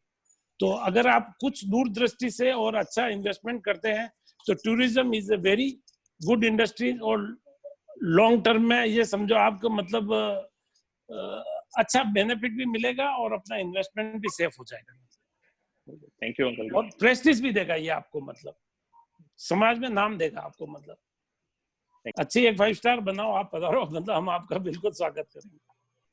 Thank you sir. इसी में एक क्वेश्चन और है उदयपुर से ही, संदीप जी सिंगटवाड़िया का। संदीप जी से अरे सर, ये तो हमारे परम मित्र है। संदीप जी, संदीप जी, जय जिनेंद्र साहब, जय जिनेंद्र सर। अब आपके लिए तो क्या बात करें, आप तो दर्शन देते ही नहीं हो इसलिए, और सब लोगों के लिए जो प्रेम है, अरे बहुत बड़ी सीख दे रहे हैं आप इस पोरवाल समाज के लिए और अपने दोस्तों के लिए। अरे मेरा एक क्वेश्चन ये है कि आपके जैसे दोनों बेटे अभी आपके साथ जुड़ चुके हैं बिजनेस में, लेकिन एक समाज में जनरेशन गैप बहुत बड़ा है, एक पीढ़ी से दूसरी पीढ़ी के बीच में। और आपने अपने बच्चों के साथ जो बिजनेस का सामंजस्य बैठाया है, और मैं ये चाहता हूँ कि अपने समाज के लोगों के बीच एक मैसेज क्या आप देना चाहते हैं कि जनरेशन गैप कैसे खत्म करे वो लोग? बहुत अच्छा क्वेश्चन है यार। आपको सिंगटवाड़िया साहब क्या बोलूं, सुनो, इस क्वेश्चन का आज हिंदुस्तान का हर परिवार फेस कर रहा है। हर परिवार में जनरेशन गैप है। फादर अपने बेटे के साथ एडजस्ट नहीं कर पा रहा है, बेटा फादर के साथ नहीं कर पा रहा है, और जनरेशन गैप चल रहा है। तो इस विषय में मेरा सोच यही है कि अगर आप बेटे को साथ लेके कॉन्फिडेंस में लेवें और नई टेक्नोलॉजी वो लाना चाहते हैं तो उसको इम्प्लीमेंट करने देवें, और पिता का एक कर्तव्य है कि नई चीज को वो सोचे समझे और पिता उसको सही राय देवे। तो आज जैसे ग्लोबली हम लोग पुराना धंधा करते थे प्लॉट काट के, फिर हमारी जो नई जनरेशन आई तो उन्होंने होटल इंडस्ट्रीज में गई, फ्लैट में गई, बंगले बनाए, खाली कॉलोनी में ही नहीं रहे, तो हमको थोड़ी सफलता मिली। इसी क्रम में मेरा ये है कि आज जितनी नई जनरेशन आई है, आप बिलीव कर सकते हैं कि जैसे ओला आया है अभी, तो ओला ने जो होटल बुकिंग हम लोग करते थे पुरानी परिपाटी से, तो आज ओला आया तो एक रात में मतलब पूरा चेंज हो गया। मतलब अच्छा, ओयो आया, ओयो आया तो ओयो ने पूरी होटल इंडस्ट्री को चेंज कर दिया। उसके एक ग्लोबली 1 लाख रूम आए, मतलब, और वो घर बैठे बुकिंग आती है। और हम पहले 1 रूम 5 रूम बुक करने के लिए तरसते थे, वहां उनके अहमदाबाद जाते थे, सूरत जाते थे, बॉम्बे जाते थे। मतलब तो टेक्नोलॉजी जो आई है, उन टेक्नोलॉजी को फादर को भी अडॉप्ट करनी पड़ेगी और नई जनरेशन को उनको गले लगानी पड़ेगी, और बच्चों को दोस्त बनाना पड़ेगा, मेरा ये मानना है। और हर परिवार में ये प्रॉब्लम है, तो मेरा हर पिता से ये निवेदन है कि बच्चों को दोस्त बना ले, नई टेक्नोलॉजी, नई चीजें और जीवन शैली में जो बदलाव आया है उनको भी आत्मसात करना पड़ेगा, और उनको आत्मसात करते हुए बच्चे को बढ़ावा देना पड़ेगा, उनकी नई टेक्नोलॉजी को आपको एडॉप्ट करना पड़ेगा, और वो ग्रोथ जो आपने की उससे 100 गुना करेंगे, मेरा ये सोच है नई जनरेशन। पर उन पर भरोसा तो करना पड़ेगा आपको। बहुत बहुत धन्यवाद मारू साहब, क्योंकि ये क्वेश्चन आप, इस क्वेश्चन का आंसर आप ही दे सकते थे। अरे सर, थैंक यू कि आपने ऐसा क्वेश्चन पूछा है। सुनो, मैं हर परिवार के लिए कह रहा हूँ, सब में ये प्रॉब्लम है, और परिवार में पिता मुखिया है, उसको समझना चाहिए। और नई टेक्नोलॉजी को अभी कोविड के बाद तो आर्थिक और सामाजिक दोनों स्तर पे जो चेंजेस आएंगे अनबिलीवेबल आएंगे संदीप जी, और उसको आप सबसे पहले ग्रैब करो। उसमें जो अपॉर्चुनिटी आएगी तो वो पिता नहीं कर सकता, बेटे ही लाएंगे वो अपॉर्चुनिटी, और पिता को उसमें सपोर्ट करना है, मेरा ये सोच है। बहुत बहुत धन्यवाद मारू साहब, और मैं एक बार और धन्यवाद। थैंक यू संदीप जी। मैं आपसे मामा, अब क्वेश्चन तो और भी है। आपका जो प्यार, अरे सर संदीप जी, आप तो दर्शन देते ही नहीं है, पर आपसे एक स्नेह, आत्मिक रिलेशन है मेरा। मिलते कम है पर एक आत्मिक है, मैं ये मानता हूँ मतलब, और आप पे अधिकार है मेरा मतलब। Thank you Sandeep ji. Question तो और भी बहुत है, पर समय को भी देखते हुए मेरा मामा आपसे एक पूरे समाज को ध्यान रखते हुए क्वेश्चन है आपसे, एक लास्ट क्वेश्चन कि मेरा आपसे काफी व्यक्तिगत जुड़ाव भी रहा है और आपको मैंने हर बार समाज के लिए कुछ न कुछ करने की आपकी इच्छा शक्ति भी बहुत है कि समाज में कुछ होना चाहिए, समाज के लिए कुछ निर्माण हो, समाज का भवन के बने, अच्छी कॉलोनी कटे पोरवाल समाज की, युवा पीढ़ी आगे आवे और नारी शक्ति भी अपने जो लेडीज जो हैं वो भी समाज में आगे आके समाज में कुछ योगदान दें। तो उसका भविष्य आप क्या देखते हैं, उस पर आपका क्या सहयोग रहेगा समाज को, उस पर आप जरूर इंगित करें, क्योंकि आपकी निगाहें, आपके ऊपर पूरे समाज की निगाह है कि आप कुछ न कुछ इसके लिए प्रयास करें, कार्य करें, तो समाज भी आगे बढ़े। मामा इसे बताएं आप। लोकेश जी, इस क्वेश्चन के बारे में मेरा बहुत अच्छा मन है रिप्लाई देने का, और मैं ये सोच रहा हूँ, मैं काफी मतलब आज से नहीं 20-25 साल से ये सोचता हूँ कि पोरवाल समाज की भी अपनी एक कॉलोनी बने उदयपुर में मतलब, पर वो कभी मूर्त रूप नहीं ले पाई। वो क्यों नहीं ले पाई कि अपने स्वजनों का उसमें ज्यादा सहयोग नहीं मिला। आज छोटे छोटे समाजों ने अपना ग्रोथ के लिए कॉलोनी बनाई है, अपना भवन बनाया है, अपने बच्चों को उसमें सामाजिक आर्थिक स्कीमें बना के उनको लाभान्वित करने के लिए काफी योजनाएं बनाई है। तो मेरे को दुख होता है इस चीज का, और शायद आपको पता भी है कि मैं हर मीटिंग में अपनी ये बात होती है कि ये काम अपने को करना है प्रायोरिटी से।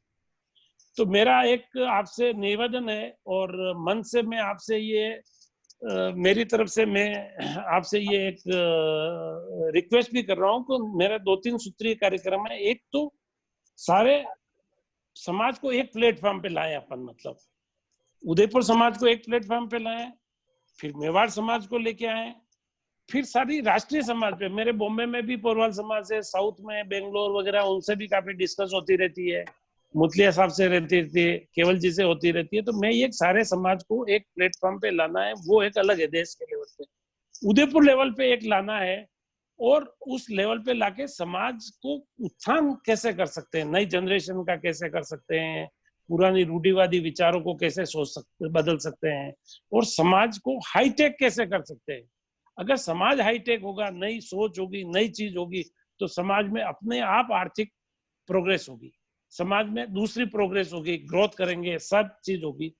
तो इसके लिए एक मिलजुल के ही कोई आदमी कर सकता है, अकेला न मैं कर सकता हूँ न कोई और कर सकते हैं। तो आपने ये प्लेटफॉर्म बनाया है, उस प्लेटफॉर्म के माध्यम से मेरा एक सबको अपन एक बार संगठित करके अच्छा एक काम करें, उसमें एक मेरा अच्छा एक भवन भी बने, भवन के साथ एक कॉलोनी भी अगर बने तो वो भी एक अच्छा काम होगा, और उसके साथ सामाजिक ढांचे को बदलाव के लिए अपन नई योजनाएं बनाए, और उसके लिए जो भी तन मन और धन तीनों तरह से मैं आपके साथ हूं, तन से भी हूं, मन से भी हूं, धन से भी हूं। मैं अपना सब कुछ जितना आप लोग आदेश करेंगे वो मैं करने के लिए तैयार हूं, और समाज के उत्थान के लिए करना चाहिए सबको मिलके, और सबके जीवन को आगे बढ़ाना चाहिए, ये अपना कर्तव्य है।